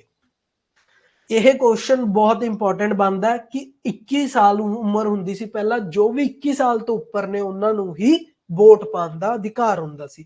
ਪਰ ਅੱਜ ਦੀ ਘੜੀ ਇਹ 18 ਸਾਲ ਹੈ। ਇਹ ਕਦੋਂ ਘਟਾਈ ਗਈ ਸੀ? ਇਹ ਘਟਾਈ ਗਈ ਸੀ ਜੀ 61ਵੇਂ ਸੰਵਿਧਾਨਿਕ ਸ਼ੋਧ ਐਕਟ ਦੇ ਦੁਆਰਾ 1999 ਦੇ ਵਿੱਚ। ਠੀਕ ਹੈ, ਇਹ ਵੀ ਆਪਾਂ ਯਾਦ ਰੱਖਣਾ ਹੈ। 61st ਕਨਸਟੀਟਿਊਸ਼ਨਲ ਅਮੈਂਡਮੈਂਟ 1999 ਦੇ ਵਿੱਚ ਇਹ ਕੰਮ ਕੀਤਾ ਗਿਆ ਸੀ। ठीक है जी, चलो अगला पॉइंट है जी सिंगल सिटीजनशिप, यानी कि कैरी नागरिकता। ਇਹਦਾ ਮਤਲਬ ਕੀ ਹੈ? ਆਪਣੇ ਦੇਸ਼ ਦੇ ਵਿੱਚ ਕੈਰੀ ਨਾਗਰਿਕਤਾ ਹੈ। ਜਿਵੇਂ ਕਿ ਦੇਖੋ, ਅਗਰ ਤੁਸੀਂ ਪਹਿਚਾਨਦੇ ਹੋ, ਸਮਝਣ ਦੀ ਕੋਸ਼ਿਸ਼ ਕਰੋ। ਅਗਰ ਮੈਂ ਗੱਲ ਕਰਾਂ ਕਿੱਥੋਂ ਦੀ ਜੀ, ਅਗਰ ਮੈਂ ਗੱਲ ਕਰਾਂ USA ਦੀ, ਯਾਨੀ ਕਿ ਅਮਰੀਕਾ ਦੀ, ਅਮਰੀਕਾ ਦੇ ਵਿੱਚ ਦੂਰੀ ਨਾਗਰਿਕਤਾ ਹੈ, ਯਾਨੀ ਕਿ ਡਿਊਲ ਸਿਟੀਜ਼ਨਸ਼ਿਪ ਹੈ। ਦੂਰੀ ਨਾਗਰਿਕਤਾ ਕਿਵੇਂ ਸਰ? ਇੱਕ ਤਾਂ ਉਹ ਉੱਥੋਂ ਦਾ ਬੰਦਾ ਆਪਣਾ, ਜਿਵੇਂ ਆਪਾਂ ਪੰਜਾਬ ਤੋਂ ਬਿਲੋਂਗ ਕਰਦੇ ਹਾਂ, ਆਪਾਂ ਕਹਿ ਦਈਏ ਇੱਕ ਪੰਜਾਬ ਦੀ ਵੀ ਨਾਗਰਿਕਤਾ ਹੈ ਤੇ ਇੱਕ ਇੰਡੀਆ ਦੀ ਵੀ ਨਾਗਰਿਕਤਾ ਹੈ। ਬਟ ਆਪਣੇ ਦੇਸ਼ ਦੇ ਵਿੱਚ ਸਿਰਫ ਇੰਡੀਆ ਦੇ ਨਾਗਰਿਕ ਹੀ ਆਪਾਂ ਕਹਿਲਵਾਨੇ ਆ। ਇਹਨੂੰ ਆਪਾਂ ਕੀ ਕਹਿੰਦੇ ਆ ਜੀ? Single citizen concept. ਇਹ ਆਪਾਂ ਨੇ ਕਿਹੜੇ ਦੇਸ਼ ਤੋਂ ਲਿਆ? ਇਹ ਆਪਾਂ ਨੇ ਇੰਗਲੈਂਡ ਯਾਨੀ ਕਿ UK ਤੋਂ ਲਿਆ। ਠੀਕ ਹੈ, ਭਾਰਤੀ ਸੰਵਿਧਾਨ ਸੰਘੀ ਹੈ ਤੇ ਦੋਹਰੀ ਰਾਜਨੀਤੀ ਦੀ ਕਲਪਨਾ ਕਰਦਾ ਹੈ ਕਿ ਕੇਵਲ ਇੱਕ ਰਾਜਨੀਤੀ ਨਾਗਰਿਕਤਾ ਪ੍ਰਦਾਨ ਕਰਦਾ ਹੈ, ਅਰਥਾਤ ਭਾਰਤੀ ਨਾਗਰਿਕਤਾ। ਦੂਜੇ ਪਾਸੇ ਅਮਰੀਕਾ ਵਰਗੇ ਦੇਸ਼ ਹਰੇਕ ਵਿਅਕਤੀ ਨੂੰ ਨਾ ਸਿਰਫ ਅਮਰੀਕਾ ਦਾ ਨਾਗਰਿਕ ਹੈ, ਸਗੋਂ ਉਹ ਖਾਸ ਰਾਜ ਦਾ ਵੀ ਨਾਗਰਿਕ ਹੁੰਦਾ ਹੈ, ਉਹ ਉਸ ਨਾਲ ਜਿਸ ਨਾਲ ਸੰਬੰਧਿਤ ਹੈ। ਇਹ ਦੋਵੇਂ ਪ੍ਰਤੀ ਵਫਾਦਾਰੀ ਦਾ ਰਿਣੀ ਹੈ ਤੇ ਦੋਵੇਂ ਅਧਿਕਾਰਾਂ ਦਾ ਆਨੰਦ ਲੈਂਦਾ, ਇੱਕ ਰਾਸ਼ਟਰੀ ਸਰਕਾਰ ਦੁਆਰਾ ਤੇ ਦੂਜਾ ਰਾਜ ਸਰਕਾਰ ਦੁਆਰਾ। ਇਹ ਗੱਲ ਆਪਾਂ ਧਿਆਨ ਦੇ ਵਿੱਚ ਰੱਖਣੀ ਹੈ। ਬਸ ਆਪਾਂ ਨੇ ਇਸ ਦੇ ਵਿੱਚ ਕੀ ਧਿਆਨ ਰੱਖਣਾ ਕਿ ਭਾਰਤ ਦੇ ਵਿੱਚ ਆਪਾਂ ਨੂੰ ਸਿੰਗਲ ਸਿਟੀਜ਼ਨਸ਼ਿਪ ਹੈ, ਆਪਾਂ ਕਿੱਥੋਂ ਲਈ ਹੈ? ਇਹ ਲਈ ਹੈ UK ਤੋਂ। ਤੇ USA ਵਿੱਚ ਕਿਹੜੀ ਹੈ ਜੀ? ਦੂਰੀ ਹੈ ਨਾਗਰਿਕਤਾ। ਅੱਛਾ ਜੀ, ਗੱਲ ਕਰਦੇ ਹਾਂ ਇੰਡੀਪੈਂਡੈਂਟ ਬੋਡੀਜ਼। ਭਾਰਤੀ ਸੰਵਿਧਾਨ ਨਾ ਸਿਰਫ ਸਰਕਾਰ ਤੇ ਵਿਧਾਨਿਕ ਜਾਂ ਕਾਰਜਕਾਰੀ ਜਾਂ ਨਿਆਇਕ ਅੰਗਾਂ ਦੀ ਵਿਵਸਥਾ ਕਰਦਾ, ਬਲਕਿ ਕੁਝ ਸੁਤੰਤਰ ਸੰਸਥਾਵਾਂ ਦੀ ਸਥਾਪਨਾ ਵੀ ਕੀਤੀ ਗਈ ਹੈ। ਦੇਖੋ, ਆਪਣੇ ਸੰਵਿਧਾਨ ਦੇ ਵਿੱਚ ਆਪਾਂ ਨੇ ਸਰਕਾਰ ਦੀ ਵੀ, ਵਿਧਾਨਿਕ, ਕਾਰਜਕਾਰੀ, ਨਿਆਂਪਾਲਿਕਾ, ਇਹਨਾਂ ਤਿੰਨਾਂ ਤੋਂ ਇਲਾਵਾ ਕਹਿੰਦੇ ਆਪਾਂ ਕੁਝ ਸੁਤੰਤਰ ਯਾਨੀ ਕਿ ਸੁਤੰਤਰ ਸੰਸਥਾਵਾਂ ਦੀ ਵੀ ਆਪਾਂ ਵਿਵਸਥਾ ਕੀਤੀ ਗਈ ਹੈ, ਜਿਹੜੀ ਆਪਣੇ ਲੋਕਤੰਤਰੀ ਪ੍ਰਣਾਲੀ ਦੇ ਵੱਡੇ ਕਾਰਜਾਂ ਵਜੋਂ ਕਲਪਨਾ ਕੀਤਾ ਗਿਆ। ਠੀਕ ਹੈ, ਕਿਹੜੇ ਕਿਹੜੇ ਨੇ ਜੀ? ਉਹ ਯਾਦ ਰੱਖਣਾ ਇੰਡੀਪੈਂਡੈਂਟ ਬੋਡੀ ਨੇ, ਜਿਵੇਂ ਚੋਣ ਕਮਿਸ਼ਨ, ਇਲੈਕਸ਼ਨ ਕਮਿਸ਼ਨ। ਠੀਕ ਹੈ, ਜਿਹੜਾ ਕੀ ਕਰਦਾ? ਆਪਣੀ ਸੰਸਦ ਦੇ, ਪਾਰਲੀਮੈਂਟ ਦੇ ਇਲੈਕਸ਼ਨ ਕਰਾਂਦਾ, ਵਿਧਾਨ ਸਭਾਵਾਂ ਦੇ ਕਰਾਂਦਾ, ਰਾਸ਼ਟਰਪਤੀ ਦੇ, ਉਪ ਰਾਸ਼ਟਰਪਤੀ ਦੇ ਇਲੈਕਸ਼ਨ ਕਰਵਾਏ ਜਾਂਦੇ ਨੇ। ਅੱਛਾ ਜੀ, election commission of India Bharat ਦੇ ਕਿਹੜੇ ਆਰਟੀਕਲ ਦੇ ਵਿੱਚ ਹੈ? 324 ਤੋਂ ਲੈ ਕੇ 329 ਤੱਕ ਹੈ। ठीक है, याद रखना है। ਤੇ ਗੱਲ ਕਰਦੇ ਆ ਦੂਜਾ, ਆਪਣੇ ਦੇਸ਼ ਦੇ ਵਿੱਚ ਜੋ ਕੇਂਦਰ ਤੇ ਰਾਜ ਦੇ ਖਾਤਿਆਂ ਦਾ ਆਡਿਟ ਕਰਨ ਦੇ ਲਈ ਇੱਕ ਆਪਣੀ ਬਾਡੀ ਬਣਾਈ ਗਈ ਹੈ, ਜਿਹਨੂੰ ਆਪਾਂ ਕੰਟਰੋਲਰ ਐਂਡ ਆਡਿਟਰ ਜਨਰਲ ਯਾਨੀ ਕਿ ਕੈਗ ਕਹਿੰਦੇ ਆ। ਕਿਹੜੇ ਆਰਟੀਕਲ 'ਚ ਹੈ? 148 ਤੋਂ 151 ਵਿੱਚ। ਇਹ ਗੱਲਾਂ ਕੁਝ ਇੰਪੋਰਟੈਂਟ ਨੇ, ਤੁਸੀਂ ਯਾਦ ਕਰਨੀਆਂ ਨੇ ਤੇ ਨੋਟ ਵੀ ਕਰਨੀਆਂ ਨੇ। अच्छा जी, union public service commission UPSC का सारे ने नाम सुनिया होगा, आईएएस का एग्जाम होंगे, ठीक है। तो यदि सब तो बड़ी पोस्ट केड़ी है? कैबिनेट सैकरेटरी यानी कि प्रधानमंत्री का सैकरेटरी बनता है। यह की करता है जी? अपने सारे उच्ची सेवावां दे परीक्षा करवाने का काम करता है। तो राज लोक सेवा कमीशन ये राज दे विच जो भी परीक्षा होंदियां ने उन्होंने करवाने का काम करता है, ठीक है। यह राष्ट्रपति नूं सलाह दिंदा है, राज्यपाल नूं सलाह दिंदा है, सेम ही। संविधान ਵੱਖ-ਵੱਖ ਉਪਬੰਧਾਂ ਜਿਵੇਂ ਕਿ ਕਾਰਜਕਾਲ ਦੀ ਰੱਖਿਆ, ਨਿਸ਼ਚਿਤ ਸੇਵਾਵਾਂ, ਸ਼ਰਤਾਂ, ਭਾਰਤ ਦੇ ਸੰਯੁਕਤ ਫੰਡ ਦੇ ਖਰਚੇ, ਇਹਨਾਂ ਸਾਰੀਆਂ ਗੱਲਾਂ ਨੂੰ ਸੁਤੰਤਰਤਾ ਨੂੰ ਯਕੀਨੀ ਬਣਾਉਂਦਾ ਹੈ। ਅੱਛਾ ਜੀ, ਇਹ ਸਾਰੀ ਜੋ ਵੀ ਇੰਡੀਪੈਂਡੈਂਟ ਬਾਡੀ ਦੀ ਆਪਾਂ ਗੱਲ ਕੀਤੀ, ਇਹਨਾਂ ਸਾਰਿਆਂ ਦੀ ਇੰਡੀਪੈਂਡੈਂਸ ਯਾਨੀ ਕਿ ਸੁਤੰਤਰਤਾ ਦਾ ਧਿਆਨ ਕਿਵੇਂ ਰੱਖਿਆ ਗਿਆ? ਇੱਕ ਤਾਂ ਇਹਦਾ ਜਿਹੜਾ ਟੈਨਿਓਰ ਹੈ, ਕਾਰਜਕਾਲ ਹੈ, ਉਹਦੀ ਸੁਰੱਖਿਆ ਦੀ ਜ਼ਿੰਮੇਵਾਰੀ ਹੈ ਕਿ ਇੰਨੇ ਟਾਈਮ ਤੋਂ ਪਹਿਲਾਂ ਉਹਨਾਂ ਨੂੰ ਹਟਾਇਆ ਨਹੀਂ ਜਾ ਸਕਦਾ। ਇਹਨਾਂ ਲਈ ਸੇਵਾ ਦੀਆਂ ਜੋ ਸ਼ਰਤਾਂ ਨੇ ਯਾਨੀ ਕਿ ਜੋ ਇਹਨਾਂ ਨੂੰ ਫੈਸਿਲਿਟੀਆਂ ਮਿਲ ਰਹੀਆਂ ਨੇ ਉਹਨਾਂ ਨੂੰ ਵੀ ਬਦਲਿਆ ਨਹੀਂ ਜਾ ਸਕਦਾ। ਭਾਰਤ ਦੇ ਸੁਤੰਤਰ ਫੰਡ ਤੇ ਖਰਚੇ ਜਾਣ ਵਾਲੇ ਖਰਚ, ਦੇਖੋ ਜਿਹੜੇ ਇਹਨਾਂ ਦੀ ਤਨਖਾਹਾਂ ਜਾਣਗੀਆਂ ਕਿੱਥੋਂ ਜਾਣਗੀਆਂ ਜੀ? ਜੋ ਸੰਯੁਕਤ ਫੰਡ ਦੇ ਖਰਚੇ ਵਿੱਚੋਂ ਯਾਨੀ ਕਿ ਕੰਸੋਲੀਡੇਟਡ ਫੰਡ ਚੋਂ ਜਾਣਗੀਆਂ, ਜਿਹਨੂੰ ਆਪਾਂ ਬਦਲਿਆ ਪਾਰਲੀਮੈਂਟ ਚਾਹੇ ਤਾਂ ਬਦਲ नहीं सकती, ठीक है। ये सारियां गल्लां इहदी सुतंत्रता नूं यकीनी बनाउंदियां ने। चलो जी, अगर आप गल करते हैं इंग्लिश दे विच तां सेम चीज़ां ने, इंग्लिश दे विच भी आपां इह गल्लां पढ़ सकते हैं कि लैजिसलेटिव, एग्जीक्यूटिव ते जुडिशली तो इलावा आपां ने कुछ इंडिपेंडेंट बॉडीज का गठन किया। किहड़ियां-किहड़ियां? Election commission, comptroller and auditor general, union public service commission, state public service commission. तो इन्हां दी इंडिपेंडेंस बनाने दे रही आपां की प्रोविजन किते गए ने? इन्हां दी security of tenure, fixed service condition, expenses use, charge on consolidated fund of India. ये बहुत इंपॉर्टेंट है, याद रखना है। अच्छा जी, किनू किनू पता है कि कंसोलीडेटेड फंड ऑफ इंडिया जां फंड ये किहड़े आर्टिकल दे विच है? दसो, कमेंट करके दसो किहड़े आर्टिकल दे विच है। उस तो बाद सब तो इंपॉर्टेंट आंदे है जी एमरजेंसी प्रोविजन। अच्छा जी, आपने किहड़े भाग दे विच एमरजेंसी प्रोविजन नूं रखिया गया? ये तुसी कमेंट करके दसोगे। अपने देश दे विच 3 तरह दी एमरजेंसी लगन दे प्रावधान ने। किहड़े-किहड़े 3 तरह दी एमरजेंसियां लग सकदियां ने जी? एक बार समझ लो किहड़ियां-किहड़ियां हुंदियां ने 3 तरह दी एमरजेंसी दे विच। एक तां लगदी है जी जिहड़ी 352 आर्टिकल दे अकॉर्डिंग है, एक हैगी है 356 आर्टिकल के अकॉर्डिंग, एक हैगी है जी 360 आर्टिकल दे। ਇਹਦੇ ਵਿੱਚ ਦੋ ਆਰਟੀਕਲ ਨੇ 356 ਤੇ 365, ਇਹ ਵੀ ਆਪਾਂ ਯਾਦ ਰੱਖਣੇ ਨੇ। ਐਮਰਜੈਂਸੀ ਦਾ ਭਾਗ ਤੁਸੀਂ ਦੇਖ ਕੇ ਦੱਸੋਗੇ। ਫਰਸਟ ਸਲਾਈਡ ਦੇ ਵਿੱਚ ਵੀ ਮੈਨੇ ਤੁਹਾਨੂੰ ਪੂਰਾ ਕਨਸਟੀਟਿਊਸ਼ਨ ਦੇ ਭਾਗ ਦੱਸੇ ਸੀ 22 ਦੇ 22, ਠੀਕ ਹੈ। ਅੱਜ ਕਿੰਨੇ ਨੇ? 25, 25 ਦੇ 25 ਭਾਗਾਂ ਦੇ ਵਿੱਚੋਂ ਕਿਹੜਾ ਭਾਗ ਹੈ? चलो जी, पहली एमरजेंसी की गल करते हैं जो 352 आर्टिकल दे विच है, जिसनों आपां राष्ट्रीय एमरजेंसी कहा जाता है जी। भाग 18, वेरी गुड, ठीक है। भाग 18 दे विच रखे गए ने, बिल्कुल सही आंसर है जी। ते गल करते हैं 352 दे विच किहड़ी है जी? राष्ट्रीय एमरजेंसी, नैशनल एमरजेंसी और राष्ट्रीय एमरजेंसी किन्ना 3 कंडीशनां दे विच लगदी है। जां तां अपनी जंग हो जाए किसी नाल, जां फिर बाहरी हमला हो जाए, ਜਾਂ ਫਿਰ ਆਪਣੇ ਦੇਸ਼ ਦੇ ਵਿੱਚ ਹਥਿਆਰਬੰਦ ਬਗਾਵਤ ਹੋ ਜੇ। ਇਹਨਾਂ 3 ਕਾਰਨਾਂ ਨੂੰ ਤੁਸੀਂ ਯਾਦ ਕਰਨਾ ਹੈ, ਜੰਗ, ਬਾਹਰੀ ਹਮਲੇ ਤੇ ਹਥਿਆਰਬੰਦ ਬਗਾਵਤ। ਇਹ 3 ਕਾਰਨ ਜ਼ਰੂਰ ਯਾਦ ਕਰਨੇ ਨੇ ਰਾਸ਼ਟਰੀ ਐਮਰਜੈਂਸੀ ਦੇ ਲਈ। ਅਗਰ ਤੁਹਾਨੂੰ ਕਵੇ ਕੋਈ ਵੈਸੇ ਬਗਾਵਤ ਹੋ ਜੇ ਬਿਨਾਂ ਹਥਿਆਰਾਂ ਤੋਂ, ਤਾਂ ਉਹਦੇ ਵਿੱਚ ਇਨਵੋਲਵ ਨਹੀਂ ਹੈ। ਅੱਛਾ ਜੀ, ਰਾਜਾਂ ਦੇ ਵਿੱਚ ਅਗਰ ਮਸ਼ੀਨਰੀ ਦੇ ਵਿੱਚ 2 ਆਰਟੀਕਲ ਨੇ, ਅਗਰ ਤਾਂ ਕੋਈ ਵੀ ਸੰਵਿਧਾਨਿਕ ਮਸ਼ੀਨਰੀ ਵਿੱਚ ਸਫਲਤਾ ਆ ਜੇ ਤਾਂ 356, ਜਾਂ फिर कोई केंद्र सरकार अगर राज्यां नूं कुछ पालना करन दे लई कहंदी है और राज सरकार इहनूं मना कर दिंदी है, तां आपां 365 दे अकॉर्डिंग की लाने जी? राष्ट्रपति शासन। इहनूं आपां प्रेजिडेंट रूल यानी कि राष्ट्रपति शासन ਜਾਂ फिर स्टेट एमरजेंसी भी कह दिंदे आ। ਇਹਨੂੰ ਆਪਾਂ ਕਹਿੰਦੇ ਆ ਜੀ ਵਿੱਤ ਐਮਰਜੈਂਸੀ, ਜਿਹੜੀ 360 ਦੇ ਵਿੱਚ ਲੱਗਦੀ ਹੈ। ਅਜੇ ਤੱਕ ਇਹ ਕਦੇ ਵੀ ਨਹੀਂ ਲੱਗੀ, ਠੀਕ ਹੈ। और यह एमरजेंसी 3 बार लग गई, जिन्हों आप नैशनल एमरजेंसी कहने। किनू किनू पता है कि नैशनल एमरजेंसी 3 बार कदों कदों लगी?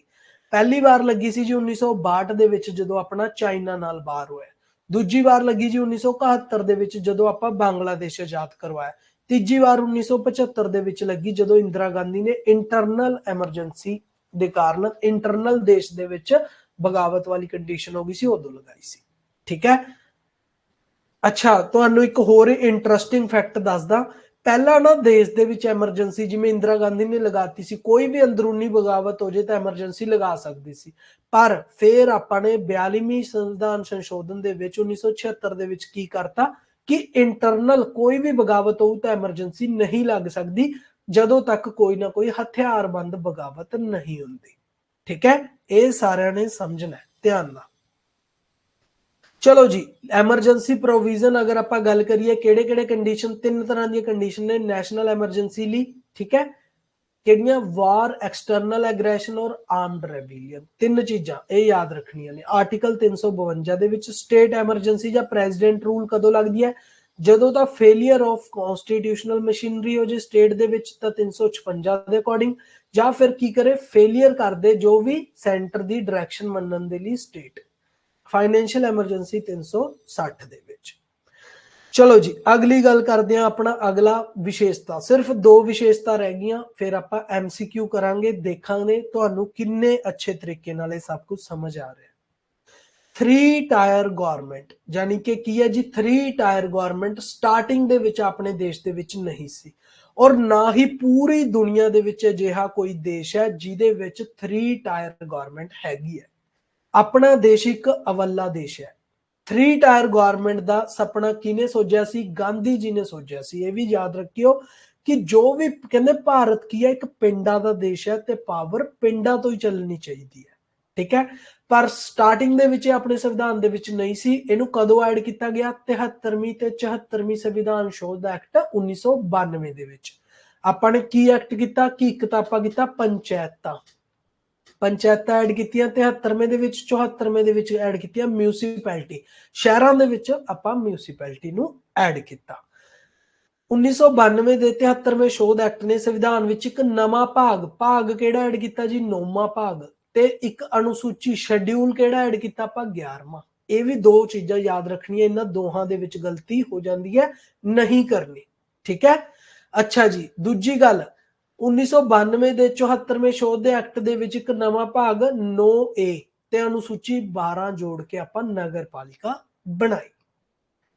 ਚਲੋ, ਅੱਛਾ, ਇਹਦੇ ਵਿੱਚ ਨਾ ਤੁਸੀਂ ਮੈਨੂੰ ਦੋ ਕੁਐਸਚਨਾਂ ਦਾ ਆਨਸਰ ਦੇਣਾ ਕਿ 3 ਟਾਇਰ ਗਵਰਨਮੈਂਟ ਕਿਹਨੇ ਸੁਜੈਸਟ ਕੀਤੀ ਸੀ? 1957 ਦੇ ਵਿੱਚ ਕੀਤੀ ਗਈ ਸੀ। ਕਿਹੜੀ ਕਮੇਟੀ ਸੀ ਜਿਹਨੇ ਇਹ ਸੁਜੈਸਟ ਕੀਤੀ ਸੀ? ਕਿਹੜੀ ਕਮੇਟੀ ਨੇ ਕਿਹਾ ਸੀ ਕਿ 3 ਟਾਇਰ ਜਿਹੜੀ ਗਵਰਨਮੈਂਟ ਹੈ ਉਹ ਬਣਾਈ ਜਾਵੇ? ਠੀਕ ਹੈ, 1957 ਦੀ ਕਮੇਟੀ ਹੈ। ਕਿਹੜੀ ਇੰਪੋਰਟੈਂਟ ਕਮੇਟੀ ਹੈ? ਧਿਆਨ ਦੇ ਵਿੱਚ ਦੱਸੋ। ਅੱਛਾ ਜੀ, ਅਗਰ ਗੱਲ ਕਰਦੇ ਆ ਆਪਾਂ ਆਪਣੀ ਜੋ ਵੀ ਪੰਚਾਇਤਾਂ ਦਾ ਮੈਂਬਰ ਬਣਨ ਦੇ ਲਈ ਉਮਰ ਕਿੰਨੀ ਚਾਹੀਦੀ ਹੈ? 21 ਸਾਲ। 21 ਸਾਲ ਬਿਲਕੁਲ ਉਮਰ ਹੈ। ਅੱਛਾ ਜੀ, very good. Balwant Rai committee answer ਆਇਆ ਸਟੂਡੈਂਟ ਦਾ। Balwant Rai committee, very good. ਜਿਨ੍ਹਾਂ ਨੇ ਬਲਵੰਤ ਰਾਏ ਕਮੇਟੀ ਲਿਖਿਆ, ਔਰ ਜਿਨ੍ਹਾਂ ਨੇ ਅਸ਼ੋਕ ਮਹਿਤਾ ਕਮੇਟੀ ਲਿਖਿਆ, ਅਸ਼ੋਕ ਮਹਿਤਾ ਕਮੇਟੀ ਵੀ ਇਹ ਆਪਣੀ ਪੰਚਾਇਤਾਂ ਦੇ ਨਾਲ ਹੀ ਰਿਲੇਟਡ ਹੈ, ਪਰ ਅਸ਼ੋਕ ਮਹਿਤਾ ਕਮੇਟੀ ਨੇ 2 ਟਾਇਰ ਸਿਸਟਮ ਕਿਹਾ ਸੀ, ਜਿਹੜਾ ਆਪਾਂ ਨਹੀਂ ਮੰਨਿਆ। ਠੀਕ ਹੈ, ਅਸ਼ੋਕ ਮਹਿਤਾ ਕਮੇਟੀ ਨੇ 2 ਟਾਇਰ ਸਿਸਟਮ ਕਿਹਾ ਸੀ, ਆਪਾਂ ਨਹੀਂ ਮੰਨਿਆ। ਅਸ਼ੋਕ ਮਹਿਤਾ ਕਮੇਟੀ ਕਦੋਂ ਆਈ ਸੀ ਜੀ? ਇਹ ਆਈ ਸੀ 1977 ਦੇ ਵਿੱਚ। ਇਹ ਕੁਝ 3-4 ਕਮੇਟੀਆਂ ਨੇ, like Balwant Rai committee, Ashok Mehta committee, GVK Rao committee, Thungon committee. ਇਹ ਸਾਰੀਆਂ ਆਪਾਂ ਇੱਕ ਵਾਰ ਪੜਾਂਗੇ ਜਦੋਂ ਆਪਾਂ ਪੰਚਾਇਤਾਂ ਦੀ ਗੱਲ ਕਰਾਂਗੇ। ਅੱਜ ਆਪਾਂ ਮੋਟਾ ਤੁਹਾਨੂੰ ਦੱਸ ਰਹੇ ਹਾਂ ਕਿ ਇਸ ਚੈਪਟਰ ਦੇ ਵਿੱਚ ਹੁੰਦਾ ਕੀ ਹੈ। ਠੀਕ ਹੈ, ਕੋਈ ਗੱਲ ਨਹੀਂ। ਅਗਰ ਤੁਹਾਡਾ ਗਲਤ ਹੁੰਦਾ ਨਾ, ਇਹਦਾ ਮਤਲਬ ਕੀ ਹੈ? ਤੁਹਾਨੂੰ ਕੁਛ ਨਾ ਕੁਛ ਸਿੱਖਣ ਲਈ ਮਿਲ ਰਿਹਾ, ਔਰ ਤੁਸੀਂ ਅੱਜ ਇੱਕ ਨਵੀਂ ਚੀਜ਼ ਸਿੱਖੀ ਹੈ। ਸਮਾਈਲ ਆਣੀ ਚਾਹੀਦੀ ਹੈ ਫੇਸ ਤੇ। ਅੱਛਾ ਜੀ, ਅਗਲਾ ਲਾਸਟ ਪੁਆਇੰਟ ਕਿਹੜਾ ਜੀ? Cooperative societies. ਤੁਹਾਨੂੰ ਪਤਾ ਹੋਊਗਾ, ਅਗਰ ਜਿਹਨੇ ਆਰਟੀਕਲ 19 ਪੜ੍ਹਿਆ ਤਾਂ ਉਹਦੇ ਵਿੱਚ ਆਪਾਂ ਲਿਖਿਆ ਹੋਇਆ ਕਿ ਆਪਾਂ ਸਾਰਿਆਂ ਨੂੰ ਕਿਹੜੇ ਫਰੀडम ਨੇ, ਰਾਈਟ ਟੂ ਫਰੀडम ਕੀ ਹੈ? ਇਕੱਠੇ ਹੋਣ ਦਾ ਅਧਿਕਾਰ ਹੈ ਆਪਾਂ ਨੂੰ। ਠੀਕ ਹੈ, ਉਹਨੂੰ ਕੀ ਕਹਿੰਦੇ ਆ? ਕੋਆਪਰੇਟਿਵ। ਇਕੱਠੇ ਹੋ ਕੇ ਕੋਈ ਵੀ ਆਪਾਂ ਕੋਆਪਰੇਟਿਵ ਸੁਸਾਇਟੀ ਜਾਂ ਫਿਰ ਅਸੈਂਬਲੀ ਬਣਾ ਸਕਦੇ ਹਾਂ। ਇਹ ਅਧਿਕਾਰ ਆਪਣੇ ਕੋਲ ਕਿਹੜੇ ਪਾਰਟ ਦੇ ਵਿੱਚ ਹੈ? ਇਹ ਭਾਗ 9B ਦੇ ਵਿੱਚ ਹੈ। 9A ਦੇ ਵਿੱਚ ਕੀ ਹੈ? ਮਿਊਨਿਸਪੈਲਿਟੀ। 9 ਦੇ ਵਿੱਚ ਕੀ ਹੈ? ਪੰਚਾਇਤਾਂ। ਤੇ 9B ਦੇ ਵਿੱਚ ਹੈ ਤੇ ਆਰਟੀਕਲ 243 ZH ਤੋਂ 243 ZT ਤੱਕ। ਅੱਛਾ ਜੀ, ਇਹ ਅਧਿਕਾਰ ਦੇ ਨਾਲ ਰਿਲੇਟਡ ਹੋਰ ਗੱਲਾਂ ਕਿਹਦੇ ਵਿੱਚ ਨੇ? ਆਰਟੀਕਲ 19 ਦੇ ਵਿੱਚ ਨੇ, ਆਪਾਂ ਯਾਦ ਰੱਖ ਲਿਆ। ਤੇ 43B ਦੇ ਵਿੱਚ ਵੀ ਆਪਾਂ, ਜਿਵੇਂ DPSP ਦੇ ਵਿੱਚ ਆਉਂਦਾ 43B, ਇਹਦੇ ਵਿੱਚ ਵੀ ਕੋਆਪਰੇਟਿਵ ਸੁਸਾਇਟੀਜ਼ ਦੀ ਗੱਲ ਕੀਤੀ ਗਈ ਹੈ। ਸਟਾਰਟਿੰਗ ਦੇ ਵਿੱਚ ਨਹੀਂ ਹੁੰਦਾ ਸੀ, ਇਹ ਆਪਾਂ ਨੇ 97ਵੀਂ ਸੰਵਿਧਾਨਿਕ ਸ਼ੋਧ 2011 ਦੇ ਵਿੱਚ ਕਰਕੇ ਐਡ ਕੀਤਾ ਗਿਆ। ਇਹ ਵੀ ਤੁਸੀਂ ਧਿਆਨ ਰੱਖਣਾ। ਚਲੋ ਜੀ, ਹੁਣ ਤੁਹਾਨੂੰ ਬਹੁਤ ਪੜ੍ਹ ਲਿਆ। ਹੁਣ ਤੁਹਾਨੂੰ ਗੱਲ ਇਹ ਲਾਸਟ ਤੇ ਆਪਾਂ ਕੀ ਪੜ੍ਹਦੇ ਹਾਂ ਜੀ? ਆਪਣੇ ਸੰਵਿਧਾਨ ਦਾ ਕ੍ਰਿਟਿਸਿਜ਼ਮ। ਦੇਖੋ, ਨਿੰਦਾ ਕਰਨ ਵਾਲੇ ਵੀ ਬਹੁਤ ਲੋਕ ਹੁੰਦੇ ਨੇ। ਆਪਣੇ ਸੰਵਿਧਾਨ ਨੂੰ ਕੁਝ ਲੋਕ ਵਧੀਆ ਕਹਿੰਦੇ ਨੇ ਤਾਂ ਕੁਝ ਨਿੰਦਾ ਵੀ ਕਰਦੇ ਨੇ। ਨਿੰਦਾ ਕਰਨ ਦੇ ਵਿੱਚ ਕੀ ਕੀ ਪੁਆਇੰਟ ਨੇ? ਕਿ ਇਹ ਇੱਕ ਉਦਾਰ ਸੰਵਿਧਾਨ ਹੈ। ਉਦਾਰ ਸੰਵਿਧਾਨ ਕਹਿੰਦੇ ਨੇ ਕਿਉਂਕਿ ਇਹ ਦੂਸਰੇ ਦੇਸ਼ਾਂ ਤੋਂ ਆਪਾਂ ਮਿਲ ਕੇ ਲਿਆ। ਪਰ ਡਾਕਟਰ BR ਅੰਬੇਦਕਰ ਜੀ ਕਹਿ ਰਹੇ ਨੇ ਕਿ ਆਪਣਾ ਸੰਵਿਧਾਨ ਕੋਈ ਉਦਾਰ ਸੰਵਿਧਾਨ ਨਹੀਂ ਹੈ। ਦੇਖੋ, ਕਿਸੇ ਵੀ ਚੀਜ਼ ਨੂੰ ਆਪਾਂ ਪੂਰੇ ਦੇਸ਼ ਦੇ ਸੰਵਿਧਾਨਾਂ ਨੂੰ ਕੀ ਕੀਤਾ? ਪੜ੍ਹਿਆ, ਪਰਖਿਆ, ਉਹਨਾਂ ਦੇ ਵਿੱਚੋਂ ਜਿਹੜੀਆਂ ਵੀ ਵਧੀਆ ਗੱਲਾਂ ਲਿਖੀਆਂ ਉਹ ਆਪਾਂ ਆਪਣੇ ਸੰਵਿਧਾਨ ਦੇ ਵਿੱਚ ਪਾਈਆਂ। ਇਸ ਕਰਕੇ ਆਪਾਂ ਕੋਈ ਉਦਾਰ ਸੰਵਿਧਾਨ ਇਹਨੂੰ ਨਹੀਂ ਕਹਿ ਸਕਦੇ। ਦੂਸਰੀ ਗੱਲ, ਇਹਦੇ ਤੇ ਕੀ ਬਲੇਮ ਆਉਂਦਾ ਜੀ? ਇਹਦੇ ਵਿੱਚ ਬਲੇਮ ਆਉਂਦਾ ਕਿ ਇਹ 1935 ਵਾਲਾ ਜੋ ਐਕਟ ਹੈ ਉਹਦੀ ਕਾਰਬਨ ਕਾਪੀ ਹੈ। ਆਪਾਂ ਨੂੰ ਪਤਾ ਹੈ ਕਿ ਆਪਾਂ ਆਪਣੇ ਦੇਸ਼ ਦੇ ਜੋ ਸੰਵਿਧਾਨ ਦਾ ਢਾਂਚਾ ਉਹ ਕਿੱਥੋਂ ਲਿਆ ਗਿਆ? 1935 ਵਾਲੇ ਐਕਟ ਤੋਂ ਲਿਆ। ਪਰ ਇਹ ਕਾਰਬਨ ਕਾਪੀ ਬੇਸ਼ੱਕ, ਦੇਖੋ 1935 ਨੂੰ ਬੇਸ਼ੱਕ ਆਪਾਂ ਢਾਂਚਾ ਮੰਨਿਆ, ਪਰ ਆਪਾਂ ਬਹੁਤ ਸਾਰੀਆਂ ਇਹੋ ਜਿਹੀਆਂ ਗੱਲਾਂ ਦੇ ਵਿੱਚ ਐਡ ਕੀਤੀਆਂ ਜਿਹੜੀਆਂ 1935 ਵਾਲੇ ਐਕਟ ਦੇ ਵਿੱਚ ਨਹੀਂ ਸੀ। ਫੋਰ ਐਗਜ਼ਾਮਪਲ, ਯੂਨੀਵਰਸਲ ਅਡਲਟ ਫਰੈਂਚਾਈਜ਼ਿਸ, 18 ਸਾਲ ਤੋਂ ਉੱਤੇ ਦੇ ਸਾਰੇ ਵੋਟ ਪਾ ਸਕਦੇ ਨੇ, ਇਹਦੇ ਵਿੱਚ ਨਹੀਂ ਸੀ। ਗੈਰ ਭਾਰਤੀ ਜਾਂ ਭਾਰਤ ਵਿਰੋਧੀ, ਇਹ ਆਪਣੇ ਸੰਵਿਧਾਨ ਨੂੰ ਭਾਰਤ ਵਿਰੋਧੀ ਜਾਂ ਗੈਰ ਭਾਰਤੀ ਵੀ ਕਿਹਾ ਜਾਂਦਾ ਹੈ ਕਿਉਂਕਿ ਜਿਹੜਾ ਬ੍ਰਿਟਿਸ਼ ਸਰਕਾਰ ਹੈ, ਆਪਾਂ ਬਹੁਤ ਸਾਰੇ ਪ੍ਰੋਵੀਜ਼ਨ ਕਿੱਥੋਂ ਲੈਨੇ? ਬ੍ਰਿਟਿਸ਼ ਪਾਰਲੀਮੈਂਟ ਤੋਂ ਲੈਨੇ। ਪਰ ਇਹਦਾ ਕਾਰਨ ਹੈ ਕਿ ਉਸ ਸਮੇਂ ਆਪਣਾ ਅੰਗਰੇਜ਼ਾਂ ਦਾ ਰਾਜ ਹੁੰਦਾ ਸੀ, ਇਸ ਲਈ ਆਪਾਂ ਨੇ ਜੋ ਵੀ ਕੁਝ ਉਹਨਾਂ ਨੇ ਗੱਲਾਂ ਸੀ ਕੁਝ ਨਾ ਕੁਝ ਆਪਾਂ ਨੂੰ ਇੰਪਲੀਮੈਂਟ ਕਰਨੀਆਂ ਪਈਆਂ। ਗੈਰ ਗਾਂਧੀ ਸੰਵਿਧਾਨ, ਕਹਿੰਦੇ ਇਹ ਗੈਰ ਗਾਂਧੀ ਸੰਵਿਧਾਨ ਹੈ ਕਿ ਜੋ ਗਾਂਧੀ ਜੀ ਦੇ ਆਦਰਸ਼ ਸੀਗੇ ਉਹਨਾਂ ਤੋਂ ਆਪਾਂ ਨੇ ਕੀ ਨਹੀਂ ਕੀਤਾ? ਬਹੁਤ ਸਾਰੀਆਂ ਗੱਲਾਂ ਜਿਵੇਂ ਪੰਚਾਇਤਾਂ ਵਗੈਰਾ ਆਪਾਂ ਨਹੀਂ ਰੱਖੀਆਂ ਸੀ ਸਟਾਰਟਿੰਗ ਦੇ ਵਿੱਚ, ਪਰ ਬਾਅਦ ਦੇ ਵਿੱਚ ਆਪਾਂ ਐਡ ਕਰਤੀਆਂ। ਠੀਕ ਹੈ। ਹਾਥੀ ਦਾ ਆਕਾਰ, ਕਹਿੰਦੇ ਬਹੁਤ ਬੜਾ। ਆਪਣੇ ਸੰਵਿਧਾਨ ਨੂੰ 2 ਸਾਲ 11 ਮਹੀਨੇ 18 ਦਿਨ ਲੱਗੇ ਸੀ ਬਣਨ ਚ ਤੇ 64 ਲੱਖ ਰੁਪਏ ਖਰਚਾ ਆਇਆ ਸੀ। ਬਹੁਤ ਬੜਾ ਹੈ, ਕਹਿੰਦੇ ਇਹ ਵੀ ਕਲੇਮ ਆਉਂਦਾ। ਪਰ ਅਗਰ ਆਪਾਂ ਆਪਣੇ ਸੰਵਿਧਾਨ ਨੂੰ ਖੋਲ ਕੇ ਲਿਖਾਂਗੇ ਤਾਂ ਬੜਾ ਤਾਂ ਫਿਰ ਹੋਣਾ ਜ਼ਰੂਰੀ ਹੈ ਕਿਉਂਕਿ ਆਪਾਂ ਨੇ ਆਪਣੇ ਸੰਵਿਧਾਨ ਦੇ ਵਿੱਚ ਹਰ ਗੱਲ ਨੂੰ ਖੋਲ ਕੇ ਲਿਖਿਆ ਤਾਂ ਕਿ ਕੋਈ ਵੀ ਦਿੱਕਤ ਨਾ ਆਵੇ। ਵਕੀਲਾਂ ਦਾ ਪੈਰਾਡਾਈਜ਼, ਸਵਰਗ ਕਿਹਾ ਜਾਂਦਾ ਜੀ ਆਪਣੇ ਸੰਵਿਧਾਨ ਨੂੰ ਵਕੀਲਾਂ ਵਾਸਤੇ। ਕਿਉਂ ਕਿਹਾ ਜਾਂਦਾ? ਇਹ ਕਿਹਨੇ ਕਹੀ ਸੀ ਇਹ ਗੱਲ? ਇਹ ਕਹੀ ਸੀ ਸਰ ਆਈਵਰ ਜੇਨਿੰਗਸ ਨੇ। ਸਭ ਤੋਂ ਪਹਿਲਾਂ ਤਾਂ ਇਹ ਇੰਪੋਰਟੈਂਟ ਪੁਆਇੰਟ ਹੈ, ਕੁਐਸਚਨ ਦੇ ਵਿੱਚ ਆਉਂਦਾ ਕਿ ਵਕੀਲਾਂ ਦਾ ਪੈਰਾਡਾਈਜ਼ ਕਿਹਦੇ ਦੁਆਰਾ ਕਿਹਾ ਗਿਆ ਆਪਣੇ ਸੰਵਿਧਾਨ ਨੂੰ? ਸਰ ਆਈਵਰ ਜੇਨਿੰਗਸ ਦੇ ਦੁਆਰਾ। ਠੀਕ ਹੈ। ਇਹਨੂੰ ਕਿਉਂ ਕਿਹਾ ਗਿਆ? ਕਿਉਂਕਿ ਆਪਣੇ ਸੰਵਿਧਾਨ ਦੇ ਵਿੱਚ ਇੰਨੀਆਂ ਘੁੰਡੀਆਂ ਨੇ ਕਿ ਵਕੀਲ ਕੋਈ ਨਾ ਕੋਈ ਘੁੰਡੀ ਕੱਢ ਕੇ ਆਪਣੇ ਸੰਵਿਧਾਨ ਚੋਂ ਬਚ ਸਕਦਾ, ਤਾਂ ਕਰਕੇ ਇਹ ਗੱਲ ਕਹੀ ਗਈ। ਇਹ ਸਾਰੀਆਂ ਕੁਝ ਨਿੰਦਾ ਸੀਗੀਆਂ ਜੀ ਆਪਣੇ ਸੰਵਿਧਾਨ ਦੀਆਂ, ਪਰ ਇਹ ਸਾਰੀਆਂ ਨਿੰਦਾ ਆਪਾਂ ਓਵਰਕਮ ਕਰਦੇ ਹਾਂ ਕਿ ਕਿਉਂ ਕਿਹਾ ਗਿਆ ਸੀ। ਠੀਕ ਹੈ। ਚਲੋ, ਹੁਣ ਗੱਲ ਆਉਂਦੀ ਹੈ ਜੀ MCQ ਦੀ। ਸਾਰੇ MCQ ਅੱਜ ਤੁਹਾਨੂੰ ਕਰਵਾਵਾਂਗੇ। ਆਲਰੇਡੀ 10 MCQ ਆਪਾਂ ਕਰ ਚੁੱਕੇ। ਆਪਣੇ ਕਿਹੜੇ ਭਾਰਤ ਦੇ ਮਿੰਨੀ ਸੰਵਿਧਾਨ ਵਜੋਂ ਜਾਣਿਆ ਜਾਂਦਾ ਕਿਹੜੀ ਸ਼ੋਧ ਨੂੰ? 42ਵੀਂ ਸ਼ੋਧ ਨੂੰ। ਇਹ ਆਪਾਂ ਆਲਰੇਡੀ ਕਰ ਚੁੱਕੇ 10, ਤੇ ਕੁਝ ਇੰਪੋਰਟੈਂਟ ਸ਼ੋਧਾਂ ਨੇ ਤੁਸੀਂ ਯਾਦ ਜ਼ਰੂਰ ਕਰਨੀਆਂ ਨੇ। ਦੂਸਰੇ ਦੇ ਵਿੱਚ ਪੁੱਛਿਆ ਗਿਆ ਜੀ ਆਪਣੇ ਸੰਵਿਧਾਨ ਦਾ ਜੋ ਬੁਨਿਆਦੀ ਢਾਂਚਾ ਹੈ ਯਾਨੀ ਕਿ ਫੰਡਾਮੈਂਟਲ, ਠੀਕ ਹੈ, ਕੀ ਹੈ ਜੀ? ਜੋ ਬੇਸਿਕ ਸਟਰਕਚਰ ਦੀ ਗੱਲ ਕੀਤੀ ਗਈ ਸੀ ਉਹ ਕਿੱਥੇ ਕੀਤੀ ਗਈ ਸੀ? ਕੇਸ਼ਵਾਨੰਦ ਭਾਰਤੀ ਕੇਸ ਦੇ ਵਿੱਚ ਕੀਤੀ ਗਈ ਸੀ 1973 ਦੇ ਵਿੱਚ।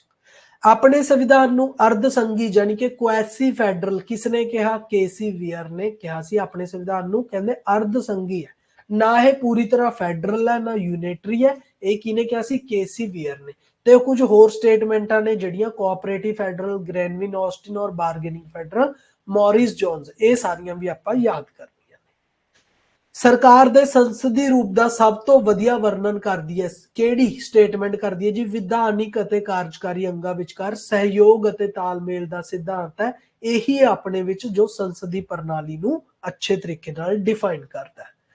ਅੱਛਾ ਜੀ, ਕਿਹੜਾ ਸੰਸਦੀ ਪ੍ਰਣਾਲੀ ਦਾ ਦੂਜਾ ਨਾਮ ਨਹੀਂ ਹੈ? ਸੰਸਦੀ ਪ੍ਰਣਾਲੀ ਨੂੰ ਵੈਸਟਮਿਨਿਸਟਰ, ਜ਼ਿੰਮੇਵਾਰ ਸਰਕਾਰ ਤੇ ਕੈਬਨਿਟ ਸਰਕਾਰ, ਇਹਨਾਂ 3 ਨਾਮਾਂ ਵਜੋਂ ਜਾਣਿਆ ਜਾਂਦਾ। ਅਮਰੀਕੀ ਸਿਸਟਮ ਆਪਣੇ ਸੰਸਦੀ ਪ੍ਰਣਾਲੀ ਦਾ ਦੂਜਾ ਨਾਮ ਨਹੀਂ ਹੈ। ਠੀਕ ਹੈ। ਚਲੋ ਜੀ, अच्छा जी, ਆਪਾਂ 10 क्वेश्चन ऑलरेडी कर ले सी, मैं ਤੁਹਾਨੂੰ ਰਿਵਾਈਜ਼ ਕਰਵਾ ਰਿਹਾ, ਫਿਰ ਆਪਾਂ 10 ਤੋਂ ਬਾਅਦ ਜੋ क्वेश्चन ਆਣਗੇ ਉਹ ਆਪਾਂ ਕਰਾਂਗੇ, ਠੀਕ ਹੈ। ਚਲੋ ਅੱਛਾ ਜੀ, ਦੱਸੋ ਕਿਹੜਾ ਮੌਲਿਕ ਅਧਿਕਾਰਾਂ ਦੀ ਵਿਸ਼ੇਸ਼ਤਾ ਨਹੀਂ ਹੈ। ਮੌਲਿਕ ਅਧਿਕਾਰਾਂ ਦੀ ਗੱਲ ਹੋ ਰਹੀ ਹੈ, ਇਹ ਰਾਜਨੀਤਿਕ ਲੋਕਤੰਤਰ ਦੇ ਵਿਚਾਰ ਨੂੰ ਉਤਸ਼ਾਹਿਤ ਕਰਦਾ। ਮੈਂ ਤੁਹਾਨੂੰ ਦੱਸਿਆ ਸੀ ਕਿ ਜਿਹੜੇ ਮੌਲਿਕ ਅਧਿਕਾਰ ਨੇ ਉਹ ਕਿਹੜੇ ਨੇ, ਰਾਜਨੀਤਿਕ ਨੇ, ਤੇ ਜਿਹੜੇ ਕੀ ਨੇ ਨੀਤੀ ਨਿਰਦੇਸ਼ਕ ਨੇ ਉਹ ਕੀ ਨੇ, ਉਹ ਸਮਾਜਿਕ ਤੇ ਕੀ ਨੇ, ਇਕਨੋਮਿਕ ਨੇ, ਠੀਕ ਹੈ। ਇਹ ਕੁਦਰਤ ਦਾ ਜਾਇਜ਼, ਕੁਦਰਤੀ ਵਿੱਚ ਜਾਇਜ਼ ਹੈ, ਇਹ ਵੀ ਬਿਲਕੁਲ ਇਹ ਕੀ ਹੈ ਜੀ, ਕੁਦਰਤ ਵਿੱਚ ਜਾਇਜ਼ ਹੈ, ਜਸਟਿਸ਼ੀਏਬਲ ਹੈ ਨੇਚਰ ਦੇ ਵਿੱਚ। ਬੁਨਿਆਦੀ ਅਧਿਕਾਰ ਕੁਦਰਤ ਵਿੱਚ ਸੰਪੂਰਨ ਨਹੀਂ ਹਨ। ਦੇਖੋ ਇਹ ਆਪਦੇ ਆਪ ਵਿੱਚ ਸੰਪੂਰਨ ਵੀ ਨਹੀਂ ਹੈਗੇ, ਇਹਨਾਂ ਨੂੰ ਚਾਹੇ ਤਾਂ ਆਪਾਂ ਚੇਂਜ ਵੀ ਕਰ ਸਕਦੇ ਹਾਂ। ਰਾਸ਼ਟਰੀ ਐਮਰਜੈਂਸੀ ਦੌਰਾਨ ਸਾਰੇ ਮੌਲਿਕ ਅਧਿਕਾਰਾਂ ਨੂੰ ਮੁਅੱਤਲ ਕੀਤਾ ਜਾ ਸਕਦਾ ਹੈ। ਕੀ ਇਹ ਗੱਲ ਗਲਤ, ਇਹ ਸਹੀ ਹੈ? ਇਹ ਗੱਲ ਜੀ ਗਲਤ ਹੈ, ਆਨਸਰ ਵੀ ਇਹੀ, ਆਪਾਂ ਵਿਸ਼ੇਸ਼ਤਾ ਨਹੀਂ ਹੈ। ਦੇਖੋ ਐਮਰਜੈਂਸੀ ਦੇ ਵਿੱਚ ਆਪਾਂ ਮੌਲਿਕ ਅਧਿਕਾਰਾਂ ਨੂੰ ਕੀ ਕਰ ਸਕਦੇ ਹਾਂ, ਬਿਲਕੁਲ ਰਾਈਟ ਹੈ ਜੀ, ਡੀ ਆਨਸਰ ਕਰਨ ਵਾਲੇ ਸਟੂਡੈਂਟ ਬਿਲਕੁਲ ਰਾਈਟ ਨੇ। ਐਮਰਜੈਂਸੀ ਦੇ ਵਿੱਚ ਤੁਸੀਂ ਮੈਨੂੰ ਕਮੈਂਟ ਕਰਕੇ ਦੱਸੋਗੇ ਕਿ ਕਿਹੜੇ ਉਹ ਦੋ ਅਧਿਕਾਰ ਨੇ, ਕਿਹੜੇ ਉਹ ਦੋ ਆਰਟੀਕਲ ਨੇ ਜਿਨ੍ਹਾਂ ਨੂੰ ਆਪਾਂ ਐਮਰਜੈਂਸੀ ਦੇ ਵਿੱਚ ਵੀ ਮੁਅੱਤਲ ਨਹੀਂ ਕੀਤਾ ਜਾ ਸਕਦਾ। ਬਾਕੀ ਸਾਰਿਆਂ ਨੂੰ ਕਰ ਸਕਦੇ ਆ, ਪਰ ਉਹ ਦੋ ਅਧਿਕਾਰ ਨੇ, ਦੋ ਦੇ ਨਾਮ ਲਿਖੋ ਕਿਹੜੇ ਕਿਹੜੇ ਨੇ, ਕਿਹੜੇ ਆਰਟੀਕਲ ਦੇ ਵਿੱਚ ਆਉਂਦੇ ਨੇ ਜਿਨ੍ਹਾਂ ਨੂੰ ਆਪਾਂ ਮੁਅੱਤਲ ਨਹੀਂ ਕਰ ਸਕਦੇ। ਕੱਲ ਮੈਂ ਦੱਸੇ ਸੀ ਤੁਹਾਨੂੰ, ਇਹ ਗੱਲ ਕਮੈਂਟ ਚ ਕਰੋ ਕੌਣ ਕੌਣ ਦੇਖਦਾ, ਕਿਹਨੂੰ ਕਿਹਨੂੰ ਆਉਂਦਾ। ਚਲੋ ਜੀ, doctor B R Ambedkar ji ਦੇ ਅਨੁਸਾਰ ਭਾਰਤੀ ਸੰਵਿਧਾਨ ਦੀ ਨਵੀਨ ਵਿਸ਼ੇਸ਼ਤਾ ਜਾਂ ਨੋਵਲ ਫੀਚਰ ਇੰਡੀਅਨ ਸੰਵਿਧਾਨ ਦਾ ਕਿਸ ਨੂੰ ਕਿਹਾ ਗਿਆ ਜੀ।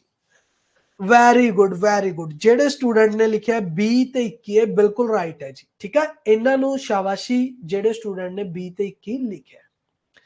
ਅਤੇ ਮੈਂ ਤੁਹਾਨੂੰ ਇੱਕ ਹੋਰ ਚੀਜ਼ ਦੱਸਣਾ ਚਾਹਨਾ ਕਿ ਇੱਕ ਸੰਵਿਧਾਨ ਦਾ ਨਾ ਅਜਿਹਾ ਅਧਿਕਾਰ ਹੈ ਜਿਹੜਾ ਜਦੋਂ ਵੀ ਨੈਸ਼ਨਲ ਐਮਰਜੈਂਸੀ ਲੱਗੀ ਆਟੋਮੈਟਿਕਲੀ ਸਸਪੈਂਡ ਹੋ ਜਾਊਗਾ। ਉਹ ਕਿਹੜਾ, 19 ਕੀ ਹੁੰਦਾ ਜੀ, ਆਟੋਮੈਟਿਕਲੀ ਚਲਾ ਜਾਂਦਾ। ਬਾਕੀ ਜਿਹੜੇ ਹੋਰ ਨੇ ਉਹਨਾਂ ਨੂੰ ਤਾਂ ਕਰਨਾ ਪੈਂਦਾ, ਪਰ 19 ਆਪਣੇ ਆਪ ਹੀ ਚਲਾ ਜਾਂਦਾ। ਅੱਛਾ ਜੀ, ਨਵੀਨਤਕ ਵਿਸ਼ੇਸ਼ਤਾ ਕਿਹਨੂੰ ਕਿਹਾ ਗਿਆ ਜੀ, ਡੀਪੀਐਸਪੀ ਨੂੰ ਕਿਹਾ ਗਿਆ।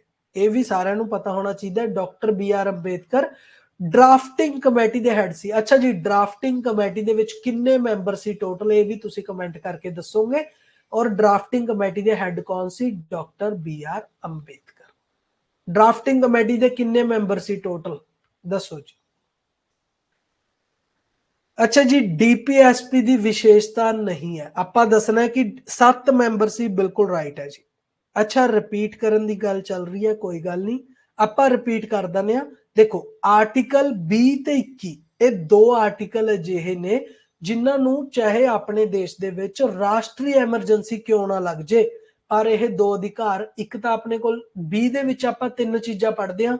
ਐਕਸ ਫੈਕਟੋ ਲੋ, ਠੀਕ ਹੈ, ਕਿ ਕਿਸੇ ਵੀ ਪੁਰਾਣੇ ਕਾਨੂੰਨ ਦੀ ਆਪਾਂ ਨੂੰ ਅੱਜ ਸਜ਼ਾ ਨਹੀਂ ਦਿੱਤੀ ਜਾ ਸਕਦੀ।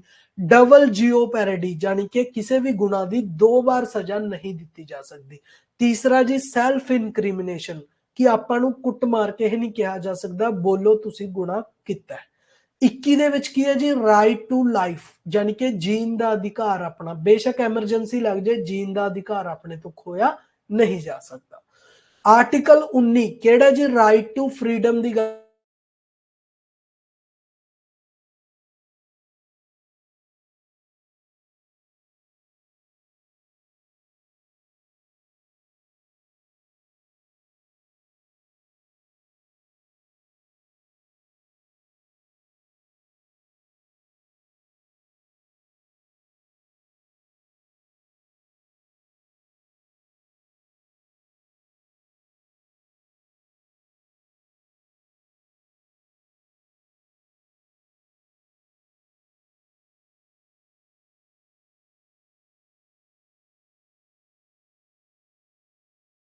ਕੀ ਹੈ, ਇਹ ਦੋ ਡੀਪੀਐਸਪੀ ਕਮੈਂਟ ਦੇ ਵਿੱਚ ਦੱਸੋ। ਇਹ ਦੋ ਡੀਪੀਐਸਪੀ ਤੁਸੀਂ ਮੈਨੂੰ ਕਮੈਂਟ ਦੇ ਵਿੱਚ ਦੱਸੋਗੇ ਜੀ। ਆਰਟੀਕਲ 40 ਕਿਸ ਚੀਜ਼ ਨਾਲ ਰਿਲੇਟਡ ਹੈ, ਆਰਟੀਕਲ 39 ਇਹ ਕਿਸ ਚੀਜ਼ ਨਾਲ ਰਿਲੇਟਡ ਹੈ। ਅੱਛਾ ਜੀ, ਡੀਪੀਐਸਪੀ ਦੀ ਵਿਸ਼ੇਸ਼ਤਾ ਨਹੀਂ ਹੈ, ਇਹ ਸਾਰੀਆਂ ਆਪਾਂ ਸਟੇਟਮੈਂਟਾਂ ਪੜਾਂਗੇ ਤੇ ਦੱਸਾਂਗੇ ਕਿ ਡੀਪੀਐਸਪੀ ਦੀ ਵਿਸ਼ੇਸ਼ਤਾ ਕੀ ਚੀਜ਼ ਨਹੀਂ ਹੈ। ਇਹ ਸਮਾਜਿਕ ਅਤੇ ਆਰਥਿਕ ਲੋਕਤੰਤਰ ਦੇ ਵਿਚਾਰਾਂ ਨੂੰ ਉਤਸ਼ਾਹਿਤ ਕਰਦਾ। ਆਪਾਂ ਪੜਿਆ ਸੀ ਕਿ ਸਮਾਜਿਕ ਤੇ ਆਰਥਿਕ ਨੂੰ ਕੌਣ ਕਰਦਾ ਜੀ, ਡੀਪੀਐਸਪੀ। ਰਾਜਨੀਤਿਕ ਨੂੰ ਕੌਣ ਕਰਦਾ, फंडामेंटल राइट, ये तो बिल्कुल राइट है। आप दसना गलत केड़ी है जी, नहीं है। कल्याणकारी राज की स्थापना करता है, बिल्कुल राइट है जी, एक वेलफेयर स्टेट की यह स्थापना करता है। तीसरा, अदालतां द्वारा गैर लागू करन योग है, कुदरत विच गैर न्यायिक योग है, यानी कि नॉन एनफोर्सेबल है ते नॉन जस्टिशिएबल है, बिल्कुल राइट है। फंडामेंटल राइट एनफोर्सेबल भी है, जस्टिशिएबल भी है, पर डीपीएसपी ते फंडामेंटल ड्यूटी ये दोनों चीज़ां, फंडामेंटल ड्यूटीज भी ये दोनों की ने नॉन एनफोर्सेबल ने, नॉन जस्टिशिएबल ने। कानून बनाने दे विच डीपीएसपी सिद्धांतां नूं लागू करना लोकां दा फर्ज है, कहंदे नहीं जी, गलत गल है, यह सरकार दा फर्ज है लागू करना। लागू करना किहदा फर्ज है जी, सरकार दा फर्ज है, ना कि लोकां दा। बिल्कुल राइट है, डी आंसर कर रहे ने जेडे भी स्टूडेंट, बिल्कुल राइट ने। अच्छा जी, अगला क्वेश्चन, किस मामले विच सुप्रीम कोर्ट इस गल ते जोर दिंदी है कि भारतीय संविधान मौलिक अधिकारां ते नीति निर्देशित सिद्धांतां दे विच संतुलन बनाई रखदा है। देखो एक संतुलन, एवें एक संतुलन बनदा ना चूल्हे ते, एक इधर रख दी आपां डीपीएसपी, इधर रख दी आपां फंडामेंटल राइट। एक इन्हां दे विचों भारतीय संविधान दे विच किसे नूं भी घट या बड़ा छोटा नहीं किया गया। ये अपने संविधान दे विच कहा गया कि यह दो अधिकार आपस दे विच एक संतुलन बना के रखे हुए ने। ਇਹ किस केस ਦੇ ਵਿੱਚ ਕਿਹਾ ਗਿਆ, ਮਿਨਰਵਾ ਮਿਲ ਕੇਸ 1980 ਦੇ ਵਿੱਚ ਕਿਹਾ ਗਿਆ ਸੀ। ਤੇ ਜੁਡੀਸ਼ੀਅਲ ਰਿਵਿਊ, ਸਰਕਾਰਾਂ ਨੂੰ ਜੁਡੀਸ਼ੀਅਲ ਰਿਵਿਊ ਦੀ ਗੱਲ ਵੀ ਮਿਨਰਵਾ ਮਿਲ ਕੇਸ ਦੇ ਵਿੱਚ ਹੀ ਕਹੀ ਗਈ ਸੀ। ਕੇਸ਼ਵਾਨੰਦ ਭਾਰਤੀ ਕੇਸ ਦੇ ਵਿੱਚ 13 ਜੱਜਾਂ ਦੀ ਬੈਂਚ ਸੀ। ਇਹਨਾਂ 13 ਜੱਜਾਂ ਦੀ ਬੈਂਚ ਨੇ ਬੇਸਿਕ ਸਟਰਕਚਰ ਦਾ ਹਨਨ ਨਾ ਕਰਨ ਦਾ ਫੈਸਲਾ ਕੀਤਾ ਸੀ। अच्छा जी, रिपीट करन दी गल कर रहे ने किरण जी, कोई गल नहीं। अच्छा रिपीट कर देने, केड़ी चीज रिपीट करनी है दस दो। चलो जी, डीपीएसपी की विशेषता नहीं है, यह रिपीट करना है, कोई गल नहीं। देखो कि हेठ दित्तियां विचों केड़ा डीपीएसपी यानी कि डायरेक्टिव प्रिंसीपल की विशेषता नहीं है, कोई गल नहीं, दोबारा कर दें। देखो जेड़ा डीपीएसपी है यह समाजिक ते आर्थिक लोकतंत्र के विचारां नूं उत्साहित करता है, और जेड़ा फंडामेंटल राइट सी ओह किहनूं करदा जी, ओह राजनीतिक।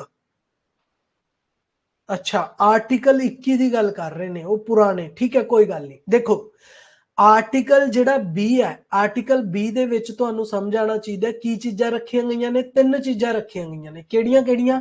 आर्टिकल 21 दे विच की चीज़ रखी गई है, आर्टिकल 21 दे विच की चीज़ रखी गई है, 21 दे विच रखा गया राइट टू लाइफ, यानी कि जिंदा रहने का अधिकार। राइट टू लाइफ दे विच तुहानूं बहुत सारियां चीज़ां आंदियां ने, ये सब तो एक की है बड़ा अधिकार है, अंबरेला अधिकार भी इहनूं कहंदे आपां, यानी कि इहदे विच बहुत सारियां चीज़ां आंदियां ने, लाइक आपां नूं right to environment, right to health, ठीक है, ये सारियां गल्लां, right to live with dignity, मर्यादा दे नाल, यानी कि शानो शौकत इज्जत नाल जीना भी राइट टू लाइफ दे विच आंदा है, ठीक है। आर्टिकल बी दे विच तीन चीज़ां आंदियां ने जी, आपां दस्सियां ने, किहड़ियां किहड़ियां। एक डबल जियोपैरिडी, यानी कि एक गुना की सजा दो बार नहीं दी जा सकती। दूसरा एक्स फैक्टो, किसी भी पुराना कानून की सजा अज नहीं दी जा सकती। सैल्फ इनक्रिमिनेशन, मतलब किसी नूं भी धक्के नाल भी तिने गुना किया मनन लई नहीं कहा जा सकता। ये सारियां गल्लां आर्टिकल 20 ते 21 दे विच आउंदियां ने। आई होप तुहानूं यह समझ आ गया होगा। डीपीएसपी वाला आपां ऑलरेडी कर लिया। अच्छा जी, मैनू इस दे विच तुसी की क्वेश्चन का जवाब दोगे, तुसी क्वेश्चन का जवाब दोगे। अच्छा जी, कॉन्स्टिट्यूशनल बेंच, यानी कि अगर तुहानू पता है कि संविधान का केस कोई भी आपां कॉन्स्टिट्यूशन दे विच अमेंडमेंट करनी है तो आपां किहड़े आर्टिकल के अकॉर्डिंग करदे आ, ये आर्टिकल दसो जी। 368 के अकॉर्डिंग करदे आ, जदों भी आपां संविधान दे विच कोई ना कोई की करनी होवे, शोध करनी होवे। अच्छा जी, सॉरी मंगन की कोई जरूरत नहीं है। अगर कोई स्टूडेंट दोबारा पूछते ने तो मैं तुहानू दिलों कह रहा कि मैनू दिलों खुशी होंदी है, कोई दिक्कत नहीं। मेरा मेन मोटो यही है कि मेरे सारे स्टूडेंट नू यह गल समझ आवे, चाहे वो जिन्ने भी स्टूडेंट देख रहे ने ना। मैं अगर एक भी स्टूडेंट नू नहीं समझ आ रही तो मेरा फर्ज है कि मैं तुहानू दोबारा क्लीयर करा, ठीक है। तो बिल्कुल भी निश्चिंत होया करो, मैनू ये गल दी खुशी है कि मेरे सारे स्टूडेंट मेरे तो दोबारा पूछण दी कर रहे ने। अगर वो ध्यान नाल पढ़ रहे ने और समझण की कोशिश कर रहे ने, ताही उन्होंने अगर कोई चीज समझ नहीं आ रही उन्होंने दोबारा पूछी, ठीक है। इसलिए बिल्कुल डोंट वरी, टेंशन नहीं लैनी, कदे भी दोबारा पूछण तो हिचकिचाना नहीं है। सारे स्टूडेंट नू मेरी रिक्वेस्ट है, अगर कोई भी चीज नहीं समझ आती तो दोबारा पूछो, 3 बार पूछो, पर तुसी अपना कंसैप्ट क्लीयर करके जाना। ठीक है जी, चलो। अच्छा जी, केड़े संविधानिक शोध एक्ट दे विच अपनी जो वोटिंग एज सीगी ओनू 21 साल तो घटा के 18 साल कर दिता गया सी। ਇਹ ਸਾਰਿਆਂ ਨੂੰ ਪਤਾ ਹੋਣਾ ਚਾਹੀਦਾ ਕਿਹੜੇ ਸੰਵਿਧਾਨਿਕ ਸ਼ੋਧ ਐਕਟ ਹੋਇਆ ਸੀ ਜੀ। 61ਵਾਂ ਸੰਵਿਧਾਨਿਕ ਸ਼ੋਧ ਐਕਟ ਹੋਇਆ ਸੀ 1999 ਦੇ ਵਿੱਚ। ਅੱਛਾ ਜੀ, 86ਵੀਂ ਸ਼ੋਧ ਤੁਹਾਨੂੰ ਪਤਾ 2002 ਦੇ ਵਿੱਚ ਹੋਈ ਸੀ। ਇਸ ਦੇ ਵਿੱਚ ਕੀ ਕੀਤਾ ਗਿਆ ਸੀ, ਇੱਕ ਤਾਂ 11th ਫੰਡਾਮੈਂਟਲ ਡਿਊਟੀ ਐਡ ਕੀਤੀ ਸੀ, ਆਪਾਂ ਸਾਰਿਆਂ ਨੂੰ ਯਾਦ ਹੈ। ਠੀਕ ਹੈ, ਹੋਰ ਕੀ ਕੀ ਚੀਜ਼ਾਂ ਜੀ, ਇੱਕ ਆਰਟੀਕਲ 21A ਐਡ ਕੀਤਾ ਸੀ। ਇਹਦੇ ਵਿੱਚ ਕੀ ਹੈ, ਰਾਈਟ ਟੂ ਐਜੂਕੇਸ਼ਨ ਦਾ ਅਧਿਕਾਰ ਐਡ ਕਰਤਾ ਸੀ ਫੰਡਾਮੈਂਟਲ ਰਾਈਟ ਦੇ ਵਿੱਚ। 97ਵੀਂ ਸ਼ੋਧ ਦੇ ਵਿੱਚ ਕਦੋਂ ਹੋਈ ਸੀ ਜੀ, 2011 ਦੇ ਵਿੱਚ ਹੋਈ ਸੀ। ਇਹਦੇ ਵਿੱਚ ਆਪਾਂ ਕੋਆਪਰੇਟਿਵ ਸੁਸਾਇਟੀਜ਼ ਨੂੰ ਐਡ ਕੀਤਾ ਸੀ। ਕੋਆਪਰੇਟਿਵ ਸੁਸਾਇਟੀਜ਼ ਲਈ ਹੋਰ ਕਿਹੜਾ 43B ਵੀ ਆਪਾਂ ਯਾਦ ਰੱਖਾਂਗੇ। ਇਹ ਸਾਰੀਆਂ ਗੱਲਾਂ ਆਪਾਂ ਨੇ ਯਾਦ ਰੱਖਣੀਆਂ ਨੇ। ਚਲੋ ਜੀ, ਅੱਜ ਹੁਣ ਨਵੇਂ ਕੁਐਸਚਨ ਆਪਣੇ ਲਈ ਸਟਾਰਟ ਹੁੰਦੇ ਨੇ। ਦੇਖੋ, ਹੇਠ ਲਿਖਿਆਂ ਵਿੱਚੋਂ ਕਿਹੜੀ ਐਮਰਜੈਂਸੀ ਦਾ ਸੰਵਿਧਾਨ ਦੇ ਵਿੱਚ ਜ਼ਿਕਰ ਨਹੀਂ ਹੈ? ਨਹੀਂ ਹੈ, ਧਿਆਨ ਨਾਲ ਪੜਨਾ। ਰਾਸ਼ਟਰੀ ਐਮਰਜੈਂਸੀ ਆਪਾਂ ਆਲਰੇਡੀ ਪੜਿਆ ਕਿ ਰਾਸ਼ਟਰੀ ਐਮਰਜੈਂਸੀ ਕਿਹੜੇ ਆਰਟੀਕਲ ਦੇ ਵਿੱਚ ਲੱਗਦੀ ਹੈ, 352 ਦੇ ਵਿੱਚ। ਰਾਜ ਦੀ ਐਮਰਜੈਂਸੀ ਕਿਹਦੇ ਵਿੱਚ ਲੱਗਦੀ ਹੈ ਜੀ, 356 ਦੇ ਵਿੱਚ। ਆਪਦਾ ਐਮਰਜੈਂਸੀ ਇਹਦਾ ਆਪਾਂ ਨੂੰ ਪਤਾ ਨਹੀਂ, ਵਿੱਤੀ ਐਮਰਜੈਂਸੀ ਲੱਗਦੀ ਹੈ ਜੀ 360 ਦੇ ਵਿੱਚ। ਤਾਂ ਆਪਸ਼ਨ ਕਿਹੜਾ ਸਹੀ ਆਊਗਾ ਜੀ, ਆਪਣੇ ਕੋਲ ਜ਼ਿਕਰ ਨਹੀਂ ਹੈ ਆਪਦਾ ਐਮਰਜੈਂਸੀ। ਅਗਰ ਆਪਣੇ ਦੇਸ਼ ਦੇ ਵਿੱਚ ਆਪਦਾ ਐਮਰਜੈਂਸੀ ਦਾ ਕੋਈ ਵੀ ਜ਼ਿਕਰ ਨਹੀਂ ਹੈ। ठीक है, सी करने वाले स्टूडेंट बिल्कुल राइट ने, सारे ने जो भी सी कर रहे ने बिल्कुल राइट है जी। ठीक है, ते स्टूडेंट कल्ले कल्ले स्टूडेंट दा मेनू आंसर आना चाहिए कमेंट दे विच। हरेक कोई भी स्टूडेंट इहो जिहा ना होवे जिहड़ा कमेंट नहीं कर रहा। Which of the following emergencies not mentioned in the constitution? केड़ी नैशनल, स्टेट अते फाइनैंशियल हैगी है डिजास्टर एमरजेंसी, यानी कि आपदा एमरजेंसी नहीं। चलो जी, अगला क्वेश्चन तुहाडे सामने। हेठ लिखिया विचों केड़ा राष्ट्रीय एमरजेंसी दी घोषणा दा आधार नहीं है? आपां पढ़िया सी कि नैशनल एमरजेंसी 3 चीज़ां करके लग सकदी है, और कदों लगदी है जी, 352 आर्टिकल दे अकॉर्डिंग लगदी है। 3 चीज़ां करके लगदी है, जंग हो जे, बाहरी हमला हो जे, हथियारबंद बगावत हो जे, पर किसी भी अंदरूनी हमले दे केस दे विच नहीं लग सकदी। पहला अपने कोले प्रोविजन हुंदा सी 1975 ਦੇ ਵਿੱਚ ਇੰਦਰਾ ਗਾਂਧੀ ਨੇ ਅੰਦਰੂਨੀ ਹਮਲੇ ਦੇ ਕਾਰਨ ਲਗਾਤੀ ਸੀ, ਪਰ ਆਪਾਂ ਨੇ ਇਸ ਸੰਵਿਧਾਨਿਕ ਸ਼ੋਧ ਦੇ ਅਨੁਸਾਰ ਇਹਨੂੰ ਕੀ ਕਰਤਾ, ਖਤਮ ਕਰਤਾ ਕਿ ਅੰਦਰੂਨੀ ਹਮਲੇ ਦੇ ਅਕੋਰਡਿੰਗ ਨਹੀਂ ਲੱਗ ਸਕਦੀ, ਨਹੀਂ ਤਾਂ ਦੇਸ਼ ਦੇ ਵਿੱਚ ਗਲਤ ਢੰਗ ਨਾਲ ਇਹਦਾ ਇਸਤੇਮਾਲ ਹੋ ਸਕਦਾ ਹੈ। ਇੰਟਰਨਲ ਐਗਰੈਸ਼ਨ ਆਪਾਂ ਨੇ ਖਤਮ ਕਰਤਾ ਜੀ। ਸਿਰਫ 3 ਹੀ ਤਰੀਕੇ ਨੇ ਯਾਦ ਰੱਖਣਾ। ਵੈਰੀ ਗੁੱਡ, ਜਿੰਨਾ ਵੀ ਸਟੂਡੈਂਟ ਨੇ ਆਨਸਰ डी दिता है वो बिल्कुल राइट ने, पर स्टूडेंट देखो गलत कर गए, बी आंसर कर रहे ने। मैं तुहानू पढ़ाया भी सी, चलो दोबारा चलते अपने पढ़ाए हुए थे। देखो जी, एमरजेंसी दे प्रोविजन मैं तुहानू दस्सिया सी कि 3 संविधान दे विच जंग लग जाए, बाहरी हमला हो जाए, या फिर हथियारबंद बगावत के आधार ते राष्ट्रीय एमरजेंसी लग सकती है। 3 चीज़ां, जंग, बाहरी हमला ते हथियारबंद बगावत। ठीक है, ਇਹ 3 ਚੀਜ਼ਾਂ ਆਪਾਂ ਆਲਰੇਡੀ ਪੜ੍ਹ ਵੀ ਚੁੱਕੇ, ਤਾਂ ਕਰਕੇ ਮੈਨੂੰ ਮਾਨ ਸੀ ਕਿ ਤੁਸੀਂ ਠੀਕ ਕਰੋਗੇ। ਠੀਕ ਹੈ, ਸਾਰਿਆਂ ਨੇ ਹੁਣ ਗਲਤ ਨਹੀਂ ਕਰਨਾ, ਅੰਦਰੂਨੀ ਦੀ ਕੋਈ ਵੀ ਗੱਲ ਹੁਣ ਨਹੀਂ ਹੈ। ਪਹਿਲਾਂ ਹੁੰਦੀ ਸੀ ਕਿ ਇੰਦਰਾ ਗਾਂਧੀ ਨੇ ਲਗਾਤੀ ਸੀ 1975 ਦੇ ਵਿੱਚ, ਪਰ ਹੁਣ ਇਹ ਸੰਵਿਧਾਨ ਦੇ ਵਿੱਚ ਆਪਾਂ ਸ਼ੋਧ ਕਰਤੀ, ਅੰਦਰੂਨੀ ਐਮਰਜੈਂਸੀ ਨੂੰ ਖਤਮ ਕਰਤਾ।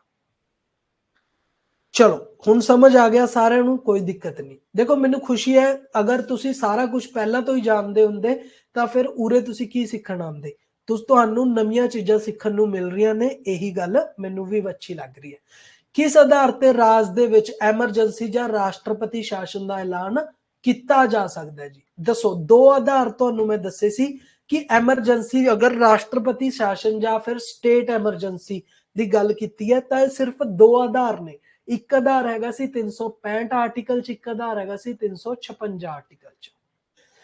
सिर्फ संविधानिक मशीनरी की असफलता, अगर संविधान की मशीनरी की असफलता हो जाए तो 356 दे विच आंदा जी। अगर केंद्र सरकार के निर्देशों की पालना नहीं करता स्टेट तो 365 दे विच आंदा। यह दोवें अधिकारां दे अकॉर्डिंग की लग सकती है, राष्ट्रपति शासन लग सकता है। तो आंसर की आजूगा, सी आंसर इहदा बिल्कुल राइट आंसर आजूगा जी। ਜਿਹੜੇ ਵੀ ਸਟੂਡੈਂਟ ਸੀ ਆਨਸਰ ਕਰ ਰਹੇ ਨੇ ਬਿਲਕੁਲ ਰਾਈਟ ਨੇ, ਕਿਉਂਕਿ ਜੋ ਆਪਣੇ ਦੇਸ਼ ਦੇ ਵਿੱਚ ਰਾਸ਼ਟਰਪਤੀ ਸ਼ਾਸਨ ਹੈ, ਇਹ ਲੱਗਣ ਦੇ ਲਈ ਦੋ ਕੰਡੀਸ਼ਨਾਂ ਚਾਹੀਦੀਆਂ ਨੇ। ਇੱਕ ਤਾਂ ਅਗਰ ਆਪਣੇ ਸੰਵਿਧਾਨ ਦੇ ਅਕੋਰਡਿੰਗ ਰਾਜ ਨਹੀਂ ਚੱਲ ਰਿਹਾ, ਦੂਸਰਾ ਜੋ ਕੇਂਦਰ ਨੇ ਉਹਨੂੰ ਨਿਰਦੇਸ਼ ਦਿੱਤੇ ਨੇ ਉਹਨਾਂ ਦੀ ਪਾਲਣਾ ਨਹੀਂ ਕਰ ਰਿਹਾ। ਕਿਹੜੇ ਕਿਹੜੇ ਆਰਟੀਕਲ ਨੇ ਇਹ ਵੀ ਆਪਾਂ ਯਾਦ ਰੱਖਣੇ। ਠੀਕ ਹੈ ਜੀ, आई होप ਤੁਹਾਨੂੰ ਇਹ ਵੀ ਸਮਝ ਆ ਗਿਆ ਹੋਊਗਾ। ਭਾਰਤੀ ਸੰਵਿਧਾਨ ਦੀ ਕਿਸ ਅਨੁਸੂਚੀ ਦੇ ਵਿੱਚ, ਦੇਖੋ 12 ਦੇ 12 ਸ਼ੈਡਿਊਲ ਜਾਂ 12 ਦੀਆਂ 12 ਅਨੁਸੂਚੀਆਂ ਤੁਸੀਂ ਯਾਦ ਕਰਨੀਆਂ ਨੇ। ਮੈਂ ਤੁਹਾਨੂੰ ਇੱਕ ਟ੍ਰਿਕ ਵੀ ਕਰਾਈ ਸੀ, ਠੀਕ ਹੈ। ਕੀ ਕਰਾਈ ਸੀ ਜੀ? ਟ੍ਰਿਕ ਦਾ ਨਾਮ ਦੱਸੋ। Tears of old PM, tears of old PM. ਇਹ ਆਪਾਂ ਟ੍ਰਿਕ ਦੇ ਅਕੋਰਡਿੰਗ 12 ਦੇ 12 ਯਾਦ ਕਰਨੇ। ਕਿਸ ਅਨੁਸੂਚੀ ਦੇ ਵਿੱਚ ਸਹੁੰ ਜਾਂ ਪੁਸ਼ਟੀ ਦੇ ਰੂਪਾਂ ਦਾ ਜ਼ਿਕਰ ਕੀਤਾ ਗਿਆ? ਦੱਸੋ ਜੀ। ਓਥ ਤੇ ਅਫਰਮੇਸ਼ਨ ਕਿਸ ਟ੍ਰਿਕ ਦੇ ਵਿੱਚ? 1 2 3 ਓਥ ਤੇ ਅਫਰਮੇਸ਼ਨ ਤੀਜੀ ਦੇ ਵਿੱਚ ਆਪਾਂ ਗੱਲ ਕੀਤੀ ਗਈ ਹੈ।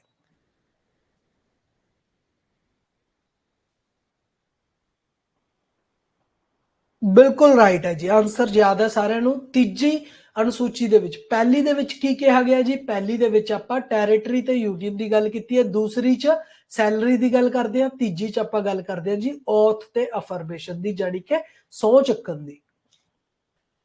ਅੱਛਾ ਜੀ, ਆਪਣੀ ਜਿਹੜੀ 6ਵੀਂ ਅਨੁਸੂਚੀ ਹੈ ਇਹਦੇ ਵਿੱਚ ਆਪਾਂ 4 ਸਟੇਟਾਂ ਦੀ ਗੱਲ ਕਰਦੇ ਹਾਂ। ਮੈਂ ਤੁਹਾਨੂੰ ਦੱਸਿਆ ਵੀ ਤੀ, ਟ੍ਰਿਕ ਦੱਸਦਾ ਨਾ ਕੀ ਹੈ, AMTM। 4 ਸਟੇਟਾਂ ਦੇ ਵਿੱਚ ਗੱਲ ਕੀਤੀ ਗਈ ਹੈ। ਇਹ ਕਿਹਦਾ ਜ਼ਿਕਰ ਨਹੀਂ ਹੈ? A for Assam, M for Assam, Meghalaya, Tripura, Mizoram. Nagaland ਨਹੀਂ ਹੈ ਜੀ, ਨਾਗਾਲੈਂਡ ਦੀ ਜਗ੍ਹਾ ਕੀ ਆਊਗਾ? ਤ੍ਰਿਪੁਰਾ। ਠੀਕ ਹੈ, ਤਾਂ B ਆਪਣਾ ਰਾਈਟ ਆंसर ਹੋ ਜਾਊਗਾ ਜੀ।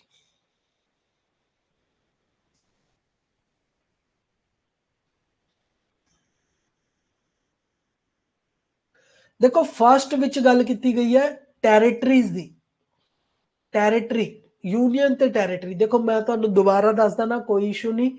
देखो मेरा जो मेन मकसद है कि मेरे सारे स्टूडेंटां नूं हरेक गल क्लीयर होवे।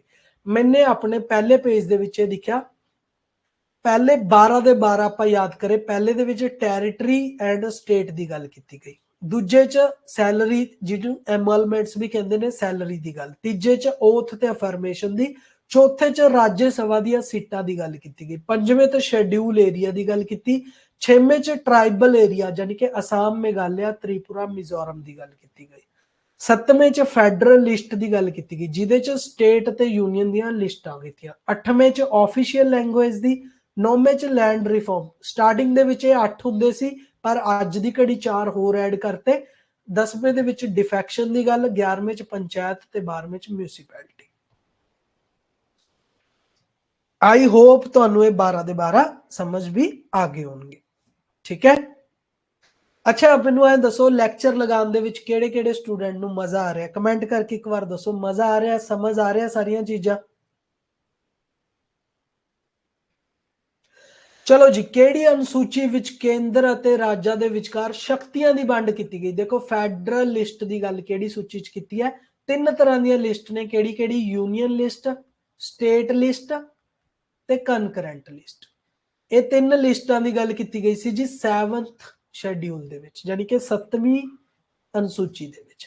यूनियन दे विच केंद्र सरकार कानून बना सकती है, स्टेट दे विच राज्य सरकार कानून बना सकती है, कनकरेंट लिस्ट दे विच सारे कानून बना सकते हैं, राज्य सरकार भी स्टेट सरकार भी, दोनों कानून बना सकते हैं। चलो वेरी गुड। चलो जी अगला क्वेश्चन नेक्स्ट। 1985 ਦੇ 52ਵੇਂ ਸ਼ੋਧ ਦੇ ਦੁਆਰਾ ਕਿਹੜੀ ਅਨੁਸੂਚੀ ਨੂੰ ਜੋੜਿਆ ਗਿਆ? ਦੇਖੋ ਸੰਵਿਧਾਨ ਦੇ ਵਿੱਚ ਪਹਿਲਾਂ 8 ਅਨੁਸੂਚੀਆਂ ਸੀ, ਆਪਾਂ ਨੇ 4 ਹੋਰ ਜੋੜਤੀਆਂ ਤਾਂ ਕਿੰਨੀਆਂ ਬਣ ਗਈਆਂ? 12 ਬਣ ਗਈਆਂ। 4 ਕਿਹੜੀਆਂ ਕਿਹੜੀਆਂ ਜੋੜੀਆਂ ਨੇ? 9ਵੀਂ 10ਵੀਂ 11ਵੀਂ ਤੇ 12ਵੀਂ। 12ਵੀਂ ਦੇ ਵਿੱਚ ਮਿਊਨਿਸਪੈਲਿਟੀ ਹੈ, ਯਾਨੀ ਕਿ 11ਵੀਂ ਚ ਪੰਚਾਇਤਾਂ ਨੇ, 10ਵੀਂ ਚ ਡਿਫੈਕਸ਼ਨ ਹੈ ਯਾਨੀ ਕਿ ਦਲ ਬਦਲ ਕਾਨੂੰਨ, 9ਵੀਂ ਦੇ ਵਿੱਚ ਲੈਂਡ ਰਿਫਾਰਮ ਕੀਤੇ ਗਏ ਸੀ। ਇਹ ਸਾਰੀਆਂ ਚੀਜ਼ਾਂ ਆਪਾਂ ਯਾਦ ਰੱਖਣੀਆਂ ਨੇ। ਇਹਦਾ ਆਨਸਰ ਕੀ ਆ ਜਾਊਗਾ ਜੀ? 10ਵੀਂ। 10ਵੀਂ ਦੇ ਵਿੱਚ ਹੈ ਐਂਟੀ ਡਿਫੈਕਸ਼ਨ, 1985 ਦੇ ਵਿੱਚ ਐਡ ਕੀਤੀ ਗਈ ਸੀ 52ਵੀਂ ਸ਼ੋਧ ਦੇ ਦੁਆਰਾ। ਨੌਵੀਂ ਸੂਚੀ ਕਦੋਂ ਐਡ ਕੀਤੀ ਗਈ ਸੀ? ਇਹ ਕੀਤੀ ਸੀ ਫਰਸਟ ਅਮੈਂਡਮੈਂਟ 1951 ਦੇ ਵਿੱਚ। 10ਵੀਂ 52 ਅਮੈਂਡਮੈਂਟ ਹੋਈ ਸੀ 1985 ਦੇ ਵਿੱਚ। 11ਵੀਂ ਕਦੋਂ ਕੀਤੀ ਸੀ ਜੀ? 73ਵੀਂ ਅਮੈਂਡਮੈਂਟ ਹੋਈ ਸੀ 1992 ਦੇ ਵਿੱਚ। 12ਵੀਂ ਵੀ 74ਵੀਂ ਅਮੈਂਡਮੈਂਟ ਹੋਈ ਸੀ 1992 ਦੇ ਵਿੱਚ। ਇਹ ਸਾਰੀਆਂ ਗੱਲਾਂ ਆਪਾਂ ਯਾਦ ਰੱਖੀਏ। ਅੱਛਾ, ਇੱਕ ਵਾਰ ਨਾ ਕਲਾਸ ਨੂੰ ਸਾਰਿਆਂ ਨੇ ਦੁਬਾਰਾ ਜਾ ਕੇ ਜ਼ਰੂਰ ਪੜ੍ਹਨਾ ਹੈ। 2011 ਦੇ ਵਿੱਚ 97 ਸ਼ੋਧ ਦੇ ਦੁਆਰਾ ਸਹਿਕਾਰੀ ਸਭਾਵਾਂ ਦਾ ਗਠਨ ਕੀਤਾ ਗਿਆ। ਕਿਸ ਅਨੁਛੇਦ ਦੇ ਵਿੱਚ ਇਹਨੂੰ ਕਿਹਾ ਗਿਆ? ਇਹਨੂੰ ਆਰਟੀਕਲ 19 ਦੇ ਵਿੱਚ ਆਪਾਂ ਗੱਲ ਕੀਤੀ ਸੀ ਨਾ, ਕੋਆਪਰੇਟਿਵ ਸੁਸਾਇਟੀ ਦੀ ਕਦੋਂ ਐਡ ਕੀਤੀ ਸੀ? 97 2011 ਦੇ ਵਿੱਚ। ਤੇ ਗੱਲ ਕਰਨਾ ਆਰਟੀਕਲ 19 ਦੇ ਵਿੱਚ ਇਹਦੀ ਗੱਲ ਕੀਤੀ ਗਈ ਹੈ, ਰਾਈਟ ਟੂ ਫਰੀडम ਦੇ ਵਿੱਚ। ਆਪਾਂ ਨੂੰ ਇਕੱਠੇ ਹੋਣਾ, ਅਸੈਂਬਲੀ ਬਣਾਉਣਾ, ਸੁਸਾਇਟੀ ਬਣਾਉਣ ਦਾ ਅਧਿਕਾਰ ਹੈ। ਤੇ ਅਗਰ ਡੀਪੀਐਸਪੀ ਦੇ ਵਿੱਚ ਪੁੱਛ ਲਾਂਦੇ ਤਾਂ ਇਹਦੀ ਗੱਲ ਕੀਤੀ ਗਈ ਹੈ 43B ਆਰਟੀਕਲ ਦੇ ਵਿੱਚ।